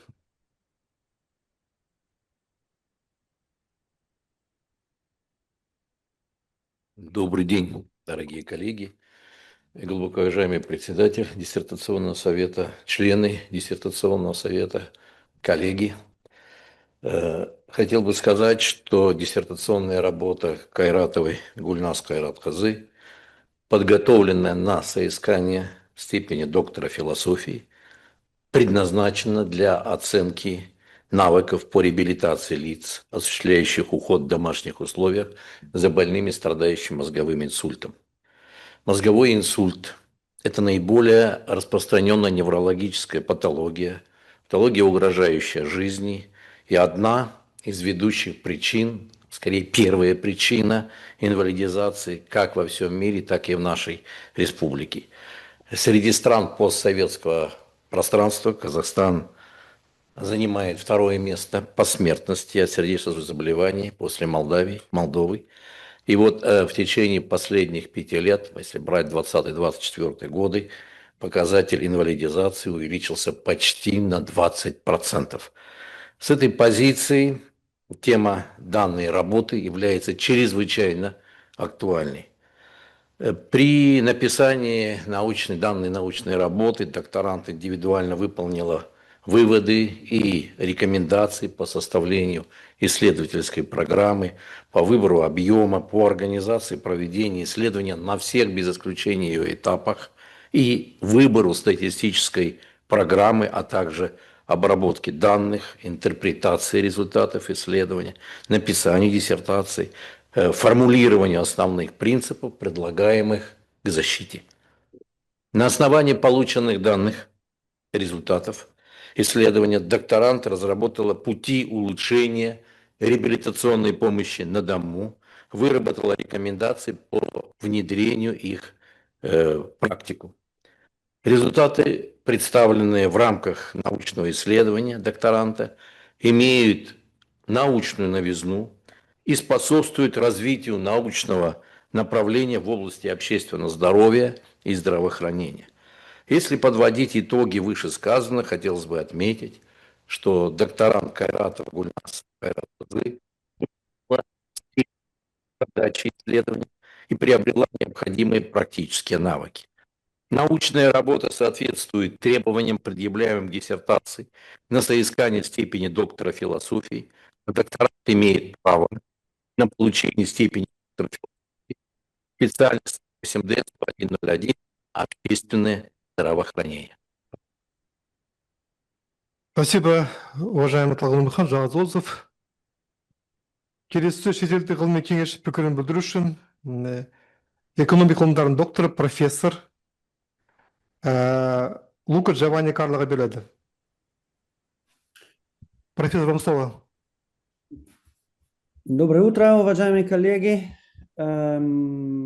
Спасибо за очень интересное выступление. Сама по себе на казахском языке мне не было очень понятно, но содержание очень интересно, и особенно роль неформальных опекунов – это очень важный вопрос и в других странах.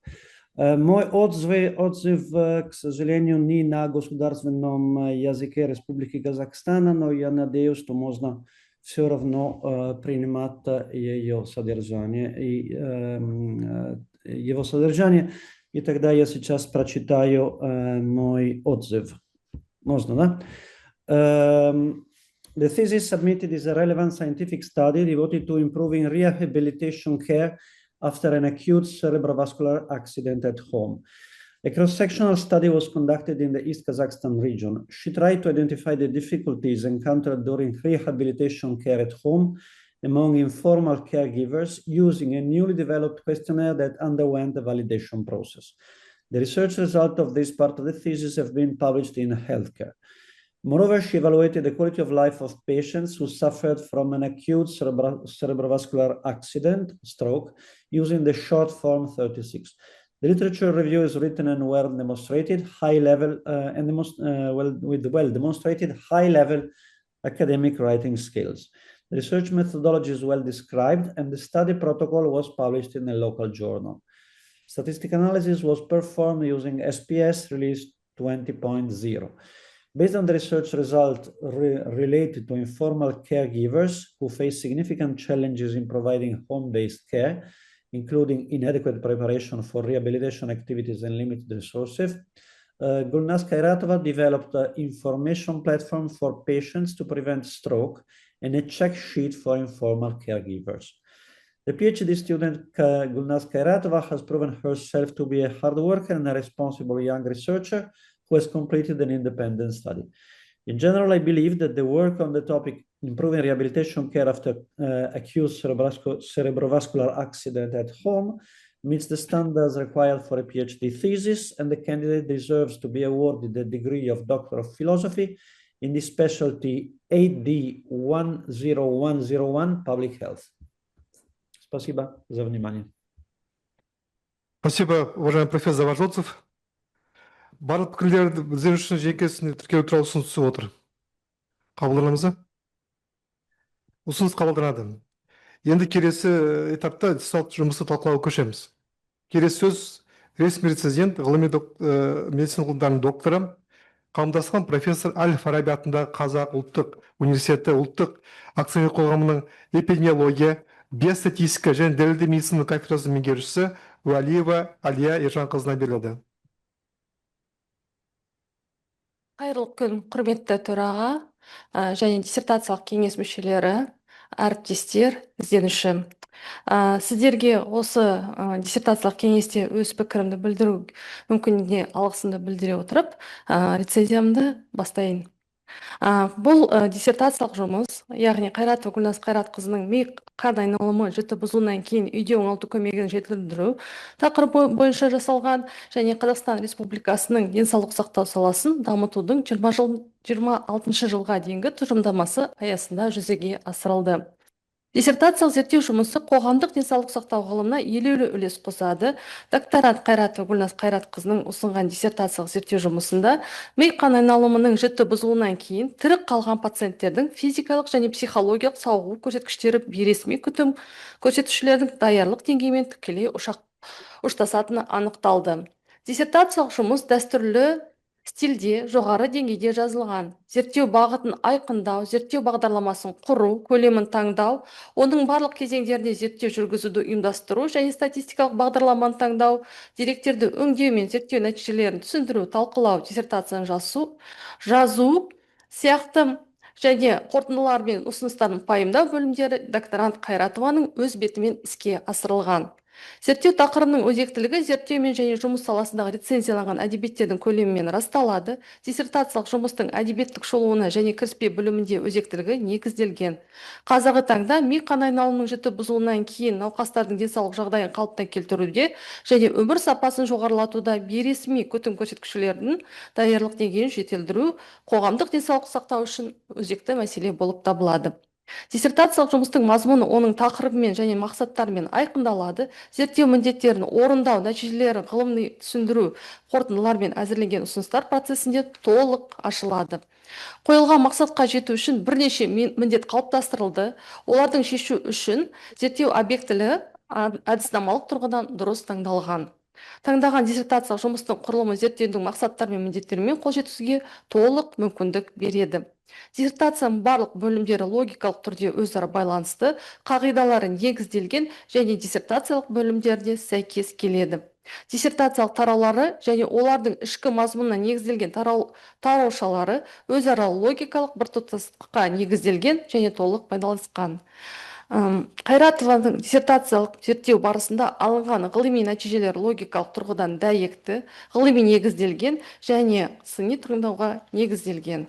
Зерттеу нәтижелері мен қорытындыларын отандық және шетел әдебиеттері көздерінен өз зерттеулердің деректері сыни талдау нәтижесінде алынды, зерттелетін мәселені шешу жолдары сипатталды. Негізгі ғылыми нәтижелер мен диссертация қағидаттары жаңа болып табылады. Ол ми қан айналымынан кейін үй жағдайында бейресми күтім көрсетушілердің дағдылары мен қиындықтарын зерттеумен байланысты. Сонымен қатар, бейресми күтім көрсетушілердің қолданысына арналған стандартты операциялық процедуралар сынды тәжірибе құралдарымен және авторлық құқық объектісіне құқықтары мемлекеттік тіркеу туралы куәліктермен, тәжірибелік денсаулық сақтау ұйымдарының жұмысына ғылыми зерттеу нәтижелерін енгізу актілімен расталады. Негізгі нәтижелер мен қағидаттардың барлығы отандық қоғамдық денсаулық сақтау саласында алғаш рет анықталғандықтан қоғамдық денсаулық сақтау саласына қосылған жаңашыл жұмыс деп бағалаймын. Зерттеу нәтижелері бойынша докторант зерттеудің мақсаты мен міндеттеріне толық сәйкес келетін ғылыми негізделген қорытындылар тұжырымдады. Технологиялық және басқару шешімдері жаңа және толық негізделген, сондай-ақ Қазақстан Республикасының авторлық құқықтық объектісіне құқықтары мемлекеттік тіркеу алынған куәліктер енгізу актілері және әзірленген әдістемелік ұсыныстармен дәлелденген. Алынған нәтижелердің сенімділігі талданған материалдың үлкен көлемімен, зерттеу және статистикалық өңдеу әдістерімен расталады. Қорғауға ұсынылған әрбір қағида жаңа және дәлелденген, нәтижелі толық жарияланады. Нәтижелерді қолдану деңгейі кең, жарияланған мақалаларда дәлелдері бар. Әдістемені таңдау негізделген, деректерді жинау мен статистикалық өңдеудің қолайлығы әдістері қолданылған. Зерттеу хаттамасы жұмысты жоспарлау кезеңде жергілікті этикалық комитеттің оң пікірімен қаралды. Диссертанттың зерттеу жұмысында жасалған талдаулары, қорытындылары дәйектілік принципіне негізделіп, нақты статистикалық талдаулар мен зерттеу материалдары арқылы әдіснамасы нақты көрсетілген. Ретроспективтік және көлденең зерттеу әдістері қолданылған, сонымен қатар зерттеу мақсаттары мен міндеттеріне жету үшін ақпараттық, аналитикалық, әлеуметтік, статистикалық әдістер толығымен пайдаланылған. Гүлназ Қайратовнаның диссертациялық жұмысында ұсынылған нәтижелер ізденуші алға қойылған мақсаттарға ұсынылған ғылыми зерттеу әдістерін қолдану арқылы анықталды, және бұл нәтижелерді СПСС 20 бағдарламасымен толық талданып шықты. Статистикалық критериялар қойылған сұрақтарға сәйкес келеді және автордың ғылыми гипотезаларын растайтын сенімді тұжырымдар жасауға мүмкіндік береді. Зерттеудің теориялық тұжырымдары, әдістемелік сенімділігі ғылыми дәлелдермен расталған. Диссертациялық зерттеудің негізгі ережелері мен тұжырымдалы халықаралық ғылыми конференцияларда баяндалды. Автордың барлық мәлімдемелері өзекті және сенімді ғылыми ақпараттық сілтемелермен расталған. Пайдаланылған әдебиеттер тізімі әдеби шолуға сандық әрі сапалық тұрғыдан жеткілікті, яғни бұл 251 әдеби көздерін пайдаланған. Диссертацияның қоғамдық денсаулық сақтау ғылымы үшін теориялық маңызы жоғары. Диссертацияның теориялық маңызы медиканалыз жіті бұзылыстарынан кейін науқастарға медициналық және оңалтуға қатысатын бейресми күтім көрсетушілердің дағдыларын бағдарламаларын әдіснамасын әзірлеуде жатыр.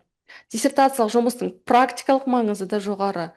Ол зерттеу барысында алынған нәтижелерді облыс емханаларының санитарлық ағарту қызметіне енгізу актілерімен расталады. Зерттеу нәтижесінде докторант ұсынған тәжірибелік ұсыныстар толығымен жаңа деп анықталады. Гүлназ Қайратқызы ми қан айналымының жіті бұзылуынан кейін үйде оңалту көмегін жетілдіру тақырыбында диссертациялық жұмысы өзектілігі бойынша маңызды ғылыми нәтижелері бар, толығымен аяқталған зерттеу жұмыс болып табылады. Жазу стилі ғылыми әрі түсінікті, ғылыми техникалық талаптарға сай рәсімделген. Лицензиялау барысында айтарлықтай кемшіліктер анықталмады. Ұсынылған диссертациялық жұмыстың мазмұны, құрылымы және ғылыми тәжірибелік нәтижелері белгіленген талаптарға толық сәйкес келеді. Зерттеу барысында қойылған мақсат пен міндеттер ғылыми негізделген, қолданылған әдістер зерттеу материалдар мен дизайнына сәйкес, ал алынған нәтижелердің дәлдігі мен негізділігі күмән тудырмайды. Жұмыс бөлімдер логикалық бірізділігі сақталған, тұжырымдар мен қорытындылар зерттеу нәтижесіне негізделген. Диссертация рецензиялау барысында анықталған стилистикалық қателер докторант тарапынан түзетілді. Диссертация материалдары бойынша 10 ғылыми жұмыс жарияланды. Оларда барлығын отандық кеңесшілер көрсетті және диссертация жұмысында бар. Қайратова Гүлназ Қайратқызының 8-101 қоғамдық денсаулық сақтау мамандығы бойынша ми қан айналымының жіті бұзылуынан кейін үйде оңалту көмегін жетілдіру тақырыбындағы диссертациялық жұмысы Қазақстан Республикасының ғылым және жоғары білім министрлігінің ғылым және жоғары білім саласындағы сапаны қамтамасыз ету ережелі талаптарына сәйкес орындалған және 8-101 қоғамдық денсаулық сақтау білім беру бағдарламасы бойынша философия докторы дәрежесін беру үшін Қазақстан Республикасының ғылым және жоғары білім министрлігінің ғылым және жоғары білім саласындағы сапаны қамтамасыз ету комитетіне ұсынылады. Назарларыңызға рахмет. Рахмет, Әлия Ержанқызы, пікіріңізге. Гүлназ Қайратқызы, ресми резидент сұрақтарына жауап беруге сізге сөз беріледі.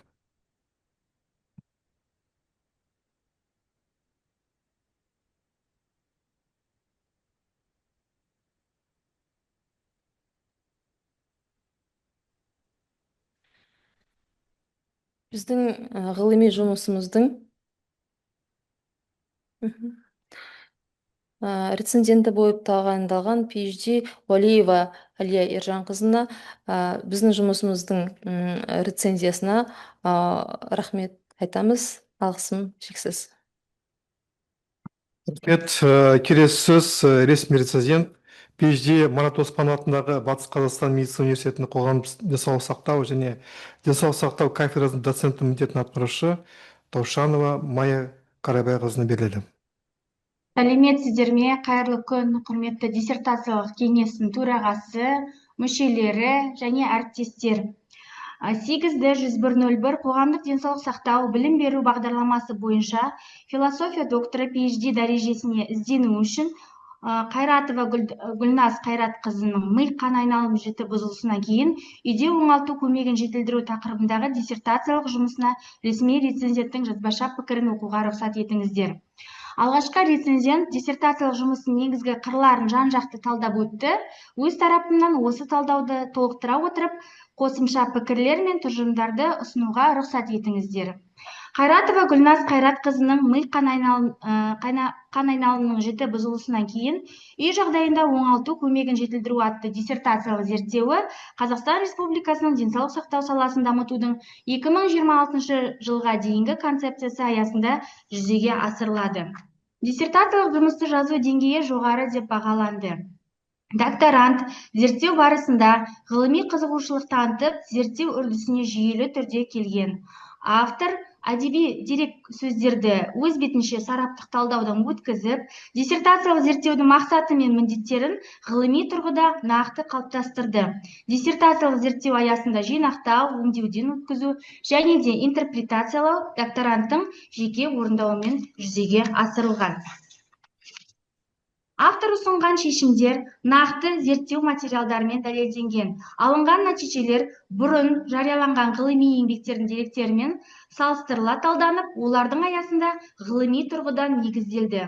Осы талдау нәтижесінде зерттеушінің өзіне тән тұжырымдары мен ғылыми негізделген шешімдер кешені әзірленді. Диссертациядағы негізгі ғылыми нәтижелер мен ұсынылған қағидаттар жаңашыл сипатқа ие болып, еліміздің қоғамдық денсаулық сақтау саласына қосылған маңызды жаңалық ретінде бағалануға лайық деп санаймын. Алынған нәтижелерге сүйене отырып, жасалған тұжырымдар жаңашыл болып, теориялық және практикалық маңыздылығын дәлелдейді. Автор қолданған техникалық және технологиялық шешімдер жаңашыл сипатқа ие болып табылады. Бұл Қазақстан Республикасының заңнамасы бойынша енгізу актілері мен автор құқықпен қорғалатын объектілерге құқықтарды мемлекеттік тізілімге енгізу туралы куәліктермен расталады. Барлық негізгі тұжырымдар зерттеу барысында алынған және оның дизайны қойылған міндеттерге сәйкес келетіні көрсетіледі. Диссертациялық зерттеудің әдістемелік таңдауы ғылыми тұрғыдан негізделген және зерттеу жұмысының толық сәйкес келеді. Диссертациядағы ескертулер: ми қан айналымының жіті бұзылысынан кейін үйде оңалту көмегін жетілдіру диссертациялық жұмыс мазмұны жағынан терең, ғылыми практикалық тұрғыдан құнды зерттеу болып табылады. Жұмыста ұсынылған үй жағдайындағы реабилитацияны жетілдіру моделі, оқыту бағдарламалары денсаулық сақтау жүйесінде енгізуге жарамды. Диссертация қойылған мақсат пен міндеттерге сәйкес орындалған және ғылыми дәрежеге лайықты деп есептеймін. Докторлық диссертацияны рецензиялау барысында анықталған стилік және де техникалық қателер докторант тарапынан түзетілді. Осылайша Қайратова Гүлназ Қайратқызының 8-101 қоғамдық денсаулық сақтау білім беру бағдарламасы бойынша ұсынылған ми қан айналымының жіті бұзылысынан кейін үйде оңалту көмегін жетілдіру тақырыбындағы диссертациялық жұмыс мазмұнының құрылымы, ғылыми жаңалығы, әдіснамалық негізділігі және практикалық маңыздылығы бойынша қойылған мақсат пен міндеттерге толық сәйкес келеді. Диссертацияда зерттеу тақырыбы қазіргі медициналық оңалтудың ұлттық және халықаралық басымдылықтармен ұштастырылған, ғылыми мәселелердің мәні нақты айқындалған. Зерттеу барысында алынған деректер ғылыми тұрғыдан сенімді, жеткілікті көлемде өңделген. Зерттеудің ғылыми жаңалығы реабилитациялық көмекті ұйымдастырудың жаңа моделін, стандартты операциялық процедуралар, мейіргерлер мен бейресми күтім көрсетушілерге арналған оқыту бағдарламаларымен әзірлеумен көрініс тауып отыр. Ұсынылған нәтижелер практикалық және денсаулық сақтау жүйесіне енгізуге лайық және науқастардың функционалдық жағдайын жақсартуға, күтім сапасын арттыруға нақты ықпал етеді. Диссертациялық жұмыстың теориялық және практикалық маңыздылығы жоғары бағаланған. Ғылыми тұжырымдар мен ұсыныстар Қазақстан Республикасының денсаулық сақтау саласының стратегиялық құжаттарымен және реабилитациялық қызметті дамыту бағыттарымен үйлеседі. Автордың жеке үлесі жеткілікті. Жарияланған мақалаларды зерттеу нәтижелерінің дұрыстығын растайды. Диссертациялық жұмыс Қазақстан Республикасының ғылым және жоғары білім министрлігінің ғылым және жоғары білім саласында сапаны қамтамасыз ету комитетінің ғылыми дәрежелерді беру ережелеріне талаптарына толық сәйкес орындалғандықтан 8-101-01 қоғамдық денсаулық сақтау білім беру бағдарламасы бойынша докторанттың философия докторы ғылыми дәрежесін алуға лайық деп санаймын. Назарларыңызға рахмет. Рахмет, құрметті Майя Қарибаевна. Гүлназ Қаратым, сізге ресми резидент сұрағына жауап беруге сөз беріледі.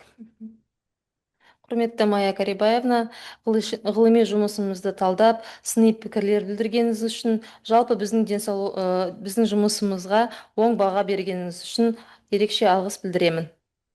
Рахмет. Рахмет. Құрметті әріптестер, кеңес мүшелері, кім ресми емес оппонент ретінде пікір білдіргісі келеді? Сөз беріңізге рахмет. Қазіргі заманда ми қан айналым жіті бұзылулар өте көп, өте маңызды сұрақ деп білеміз. Және де оның әсіресе жас адамдар ауыратынын тұр белгілі. Сондықтан Гүлназ Қайратқызының және жетекшілерімен жасаған жұмысы өте маңызды.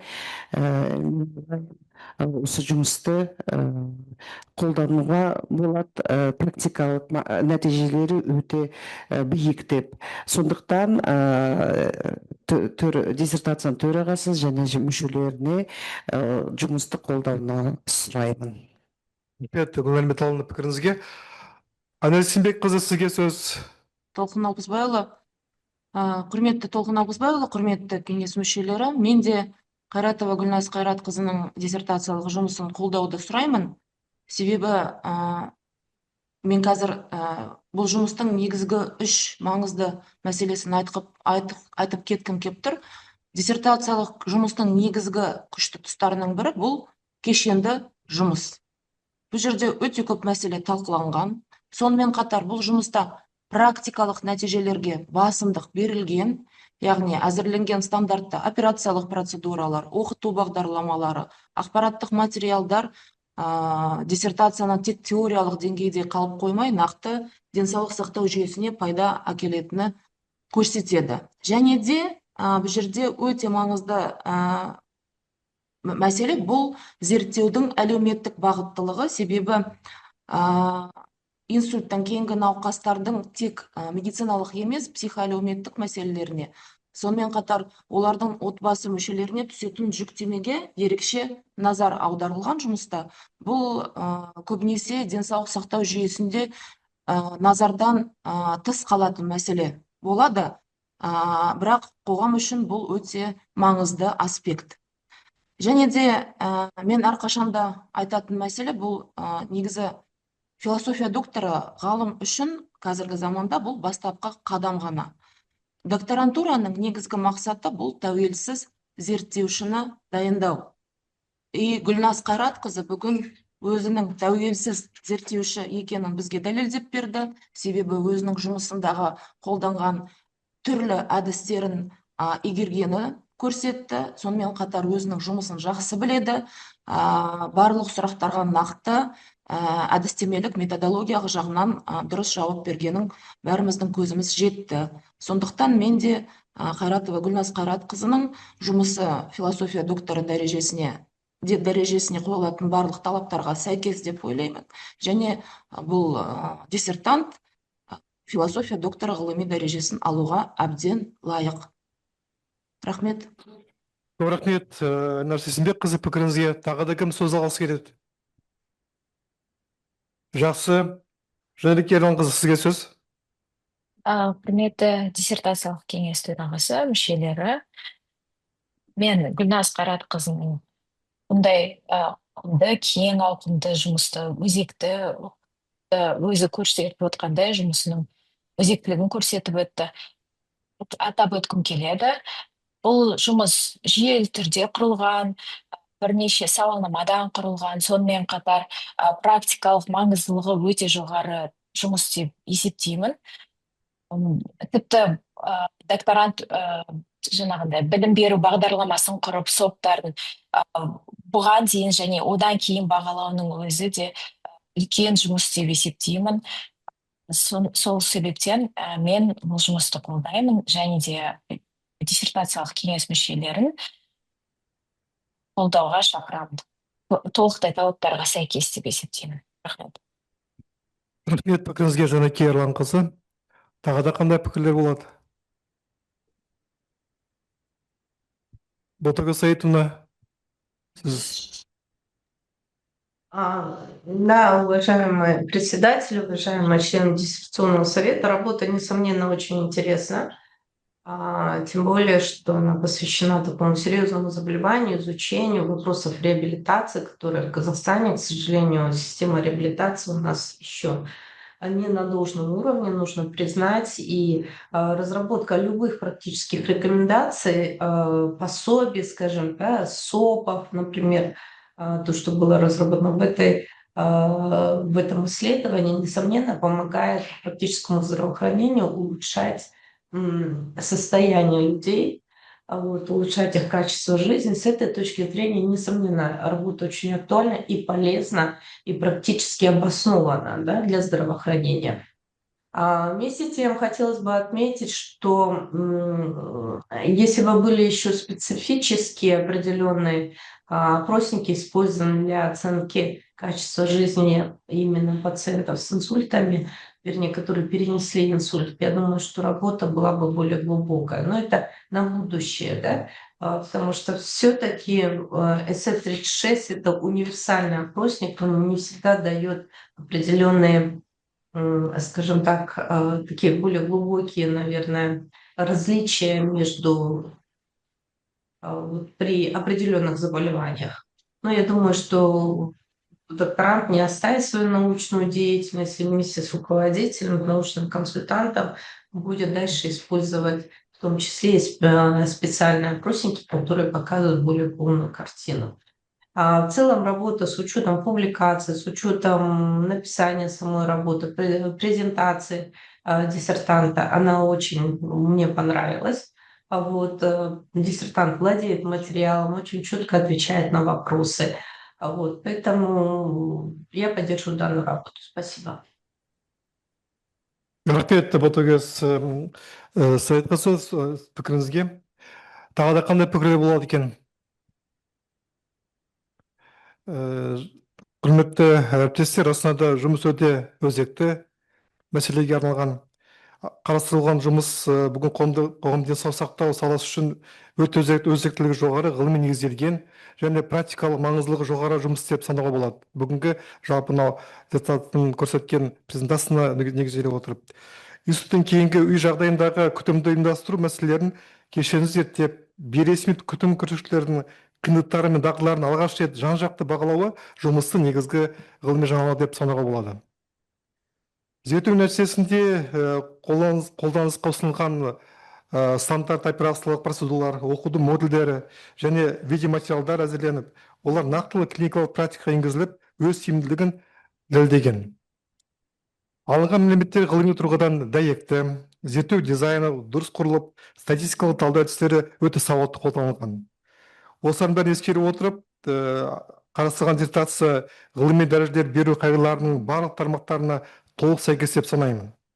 Жұмыстың мазмұны, ғылыми жаңалықтары, тәжірибе маңыздылығына сүйеніп отырып, диссертанттың философия докторы ғылыми дәрежесін алуға толық лайық деп санаймыз.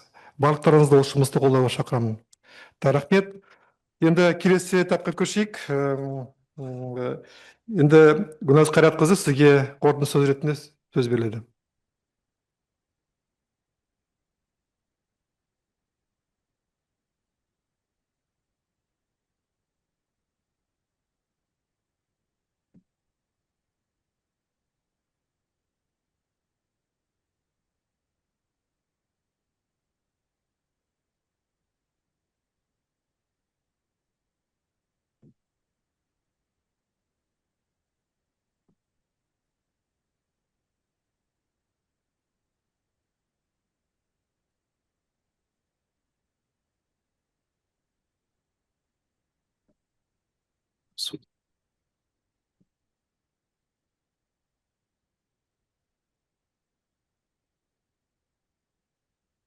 Аса құрметті диссертациялық кеңес төрағасы, аса құрметті диссертациялық кеңес мүшелері, біздің диссертациялық жұмысты Семей медицина университеті қабырғасындағы қоғамдық денсаулық сақтау білім беру бағдарламасы бойынша диссертациялық кеңесте қорғауға мүмкіндік берген басқарма төрағасы, ректор, медицина ғылымының докторы, профессор Дюсюпов Алтай Ахметкалиевичке және диссертациялық кеңестің төрағасы, медицина ғылымының докторы, профессор Булегенов Толқын Алпысбаевичке зор ризашылығымды білдіремін.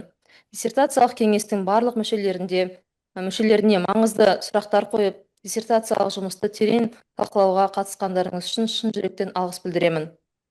Біздің жұмысымызды ресми рецензенті болып тағайындалған қауымдастырылған профессор PhD Алиева Алия Ержановнаға және PhD доцент міндетін атқарушы Таушанова Майя Карибаевнаға ғылыми жұмысымызды талдап, ғылыми деңгейінің жоғарылауына ықпал еткен ұсыныстар мен сын пікірлеріңіз үшін, жалпы біздің жұмысымыздың оң баға бергеніңіз үшін ерекше алғысымды білдіремін. Сонымен қатар талқылауға пікір білдіріп, қолдаған үшін Айнаш Есенбековнаға, Жанерке Ерланқызына және Сергей Александровичке үлкен алғысымды білдіремін. Диссертациялық кеңестің ғылыми хатшысы, ғылыми медицина профессор Хисметова Зайтуна Абукасымовнаға және техникалық хатшы Жобалаева Бағым Сасановнаға құжаттарды дайындауға көмегіні тидіргені үшін үлкен алғысымды білдіремін. Және де ерекше алғысым ғылыми жұмысты орындауға маған жетекшілік етіп, жол көрсеткен ғылыми кеңесші PhD қауымдастырылған профессор Смаилова Дариға Сансыбаевнаға және медицина ғылымының докторы, профессор, жоғарғы санатты невропатолог Хайбуллин Талғат Нұрухановичке диссертацияның жұмысты жүзеге асыруда барлық кезеңдерінде көмектескендеріңіз үшін, құнды кеңестеріңіз бен қолдауларыңыз үшін шынайы алғысымды білдіремін. Диссертациялық жұмысты дайындаудың барлық кезеңдерінде қолдау көрсеткені үшін шетелдік ғылыми кеңесшім, профессор, экономика ғылымының докторы Брузати Лука Джованни Карлоға алғысымды білдіремін. Сонымен қатар, докторантурада оқу барысында білім берген университетіміздің профессорлық оқытушылық құрамына зерттеу жұмысымыздың кезең-кезеңмен талқылап, қоғамдық денсаулық сақтау мамандығы бойынша кафедралық және кафедра аралық отырыстың мүшелеріне алғысым шексіз. Сонымен қатар, әрқашан қолдау көрсетіп, сенім артып, түсіністік танытқан қоғамдық денсаулық кафедрасының ұжымына шын жүректен алғыс айтамын. Назарларыңызға рахмет. Рахмет, Гүлназ Қайратқызы. Құрметті әріптестер, Гүлназ Қайратқызының диссертациялық жұмысы бойынша жасырын дауыс беру үшін есеп комиссиясы сайлау қажет. Қандай ұсыныстарыңыз бар? Келесі ұсыныс түсіп отыр. Бірінші төрайым ретінде PhD қауымдасқан профессор Алия Ержановна Алиева, комиссия мүшелері ретінде Гүлнар Металловна Шалгынбаева, Зайтуна Хисметова. Аталмыш есеп комиссия құрамын кім жақтайды? Дауыс берейік. Қарсы жоқ, тыс қалғандар жоқ. Есеп комиссиясының құрамы бір ауыздан бекітіледі. Есеп комиссиясы жұмысын бастайды. Жасырын дауыс беру үшін 5 минутқа жариялайды. Біратта Гүлназ Қайратқызының диссертациялық жұмысы бойынша жасырын дауыс беру үшін онлайн дауыс беру жүйесін түсіндіру үшін Зайтулла Абылқасымовнаға сөз беріледі. Құрметті төраға, құрметті диссертация кеңесінің мүшелері, ресми рецензенттер, құрметті диссертация кеңесінің мүшелері, сіздерге құпия онлайн дауыс беру сілтемесі жіберілді. Онда сізге жауаптың 4 нұсқасы беріледі. Олардың бір жауап нұсқасын таңдау керек. Сіздің жауабыңыз автомат түрінде базаға түседі. Және есеп комиссиясы сіздің жауабыңызды ескереді. Есеп комиссиясы жұмысқа кіріседі.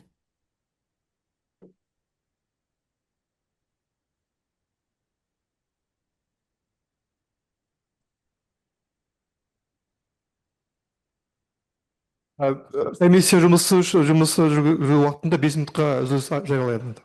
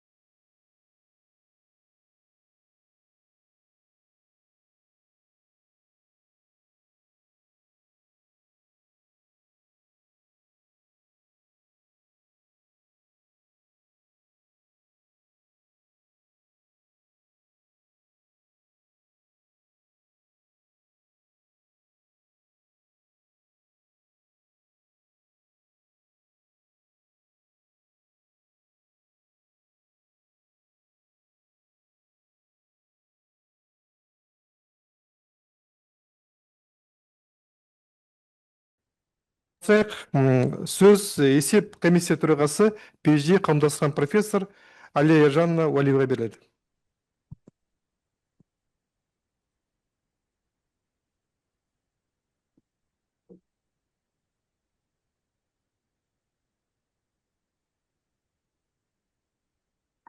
Рахмет, құрметті төраға және мүшелеріне. 8-101-01 қоғамдық денсаулық сақтау білім беру бағдарламасы бойынша диссертациялық кеңеспен сайланған комиссия отырысының нөмір 7-ші хаттамасын нәтижелерін оқуға рұқсат беріңіздер. Сайланған комиссия құрамасы: төрағасы PhD қауымдастырылған профессор Уалиева Алия Ержановна, мүшелері PhD қауымдастырылған профессор Шалгумбаева Гүлнар Металловна, медицина ғылымдарының кандидаты профессор Хисметова Зайтуна Абдулкасимовна. Комиссия философия докторы дәрежесін ізденуші Қайратова Гүлназ Қайратқызының диссертациясы бойынша жасырын дауыс беру нәтижелерін санау үшін сайланды. Дауыс беруге диссертациялық кеңестің 7 мүшесі қатысты және шешуші дауыс беру құқығы бар 2 ресми рецензент болды. Онлайн дауыс беруге 9 адам қатысты. Оның ішінде қарастырылып жатқан диссертация профилі бойынша 3 ғылым докторы, 2 ғылым кандидаты, 4 PhD доктор. Сауалнама жіберілді 9. Жіберілмей қалған сауалнама 0. Нәтижесінде онлайн дауыс беру арқылы 9 жауап алынды. Қайратова Гүлназ Қайратқызының философия докторы PhD дәрежесін беру сұрағы бойынша дауыс беру нәтижелері. Комитет алдында философия докторы PhD дәрежесін беру үшін комитетке ұсыныс жасау 9 дауыс. Диссертацияны пысықтауға жіберу 0, диссертацияны қайта қорғауға жіберуге 0, комитет алдында философия докторы PhD дәрежесін беру үшін комитетке ұсыныс жасаудан бас тарту 0, жарамсыз құпия жауаптарын онлайн дауыс беру 0. Санақ комиссиясының төрағасы PhD қауымдастырылған профессор Уалиева Алия Ержановна және санақ комиссиясының мүшелері PhD қауымдастырылған профессор Шалгумбаева Гүлнар Металловна, медицина ғылымдарының кандидаты профессор Хисметова Зайтуна Абдулкасимовна. Назарларыңызға рахмет. Рахмет, Алия Ержанқызы.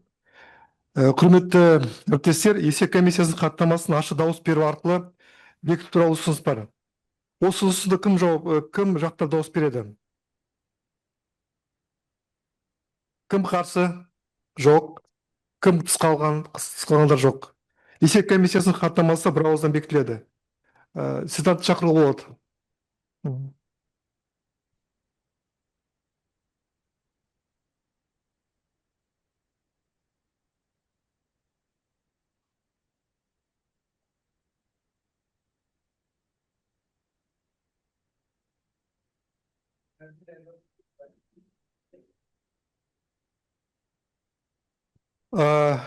Гүлназ Қайратқызы,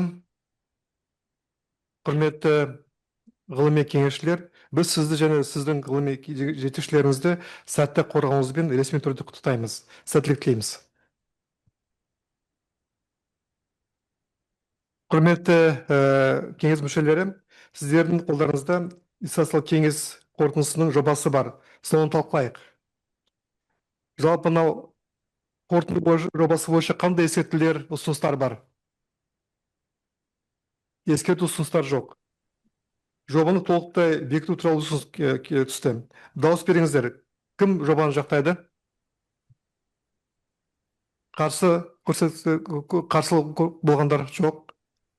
Кім тыс қалды? Тыс қалғандар жоқ. Жалпы мынау кеңес қорытындысы жобасы қабылданады. Құрметті кеңес мүшелері, енді кеңес жұмыстың жүктемелік белгілерін талқылауға көшейік. Бірінші пункт. Диссертациялық нәтижелердің сипаты. Қандай ұсыныстар бар? Қандай ұсыныстар бар? Бірде екі? Бірде екі ұсынысы отыр. Іске асырылуы ғылыми техникалық прогресті желдетуге елеулі үлес қосатын ғылыми негізделген техникалық, экономикалық және технологиялық шешімдер. Бірде екі ұсынысын кім қолдайды? Дауыс берейік. Кім қарсы? Тыс қалғандар жоқ. Бірде екі ұсынысы қабылданады. Екінші пункт. Диссертация нәтижелерінің жаңалық деңгейі. Қандай ұсыныстарыңыз бар? 2-1. 2-1 ұсынысы отыр, нәтижелер жаңа болып табылады. Кім осы пунктты қолдайды? Кім қарсы? Тыс қалғандар жоқ. Екінші пункт бойынша 2-1 ұсынысы қабылданады. Үшінші, диссертация нәтижелерінің құндылығы. Қандай ұсыныстарыңыз бар? 3-2. 3-2, иә? 3-2 ұсынысы отыр, жоғары. Кім осы пунктты қолдайды? Кім қарсы? Тыс қалғандар жоқ. Үшінші пункт бойынша 3-1 деңгейі, 3-1 пункты қабылданады. Төртінші, диссертация тақырыбының жоспарлы зерттеулерімен байланысы. Қандай ұсыныстарыңыз бар? Инициативный работа, ғой? Инициативный. 4-3 подпункты бойынша ұсыныс беріп отыр, бастамашылық жұмыс ретінде. Кім қолдайды? Қарсы көрсеткендер, тыс қалғандар жоқ. 4-ші пункт бойынша 4-3 подпункты қабылданады. 5-ші, қолданбалы маңызы бар диссертация нәтижелерін енгізу деңгейі. Қандай ұсыныстарыңыз бар? Сала аралық деңгейде. Сала шеңберінде, не? Сала шеңберінде. 5-3 пункты, сол бойынша түсіп отыр. 5-3 сала шеңберінде. Кім қолдайды? Кім қарсы? Тыс қалғандар жоқ. 5-ші пункт бойынша 5-3 подпункты сала шеңберінде қабылданады. 6-шы пункт. Қолданбалы маңызы бар диссертация нәтижелерін кеңейтілген пайдалану бойынша ұсыныстар. Қандай ұсыныстарыңыз бар? 6-1. 6-1 подпункт бойынша ұсынысы отыр. Кім қолдайды?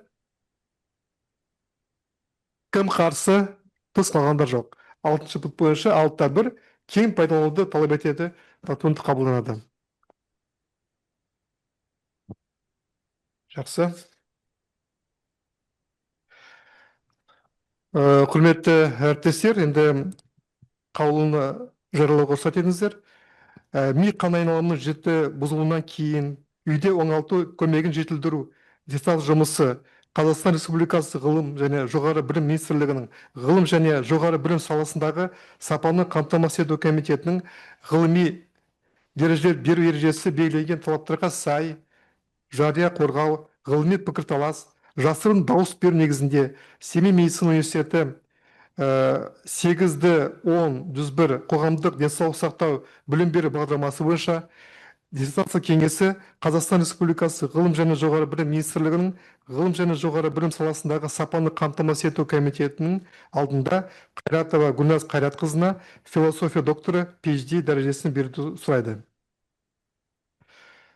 Құрметті әріптестер, бүгінгі депутаттық кеңес отырысы бойынша қандай ескертулер ұсыныстарыңыз бар? Ескертулер ұсыныстар жоқ. Құрметті әріптестер, бүгінгі отырысқа белсенді атсалысып пікір білдіргеніңізге, құрметті рецензенттерге, әріптестерге, барлықтарыңызға үлкен рахмет айтамыз. Осымен депутаттық кеңес отырысын жабық деп жариялауға рұқсат етіңіздер. Сау болыңыздар. Сау болыңыздар, диссертанттық құттықтаймыз. Сау болыңыз. Сау болыңыздар. Құтты болсын.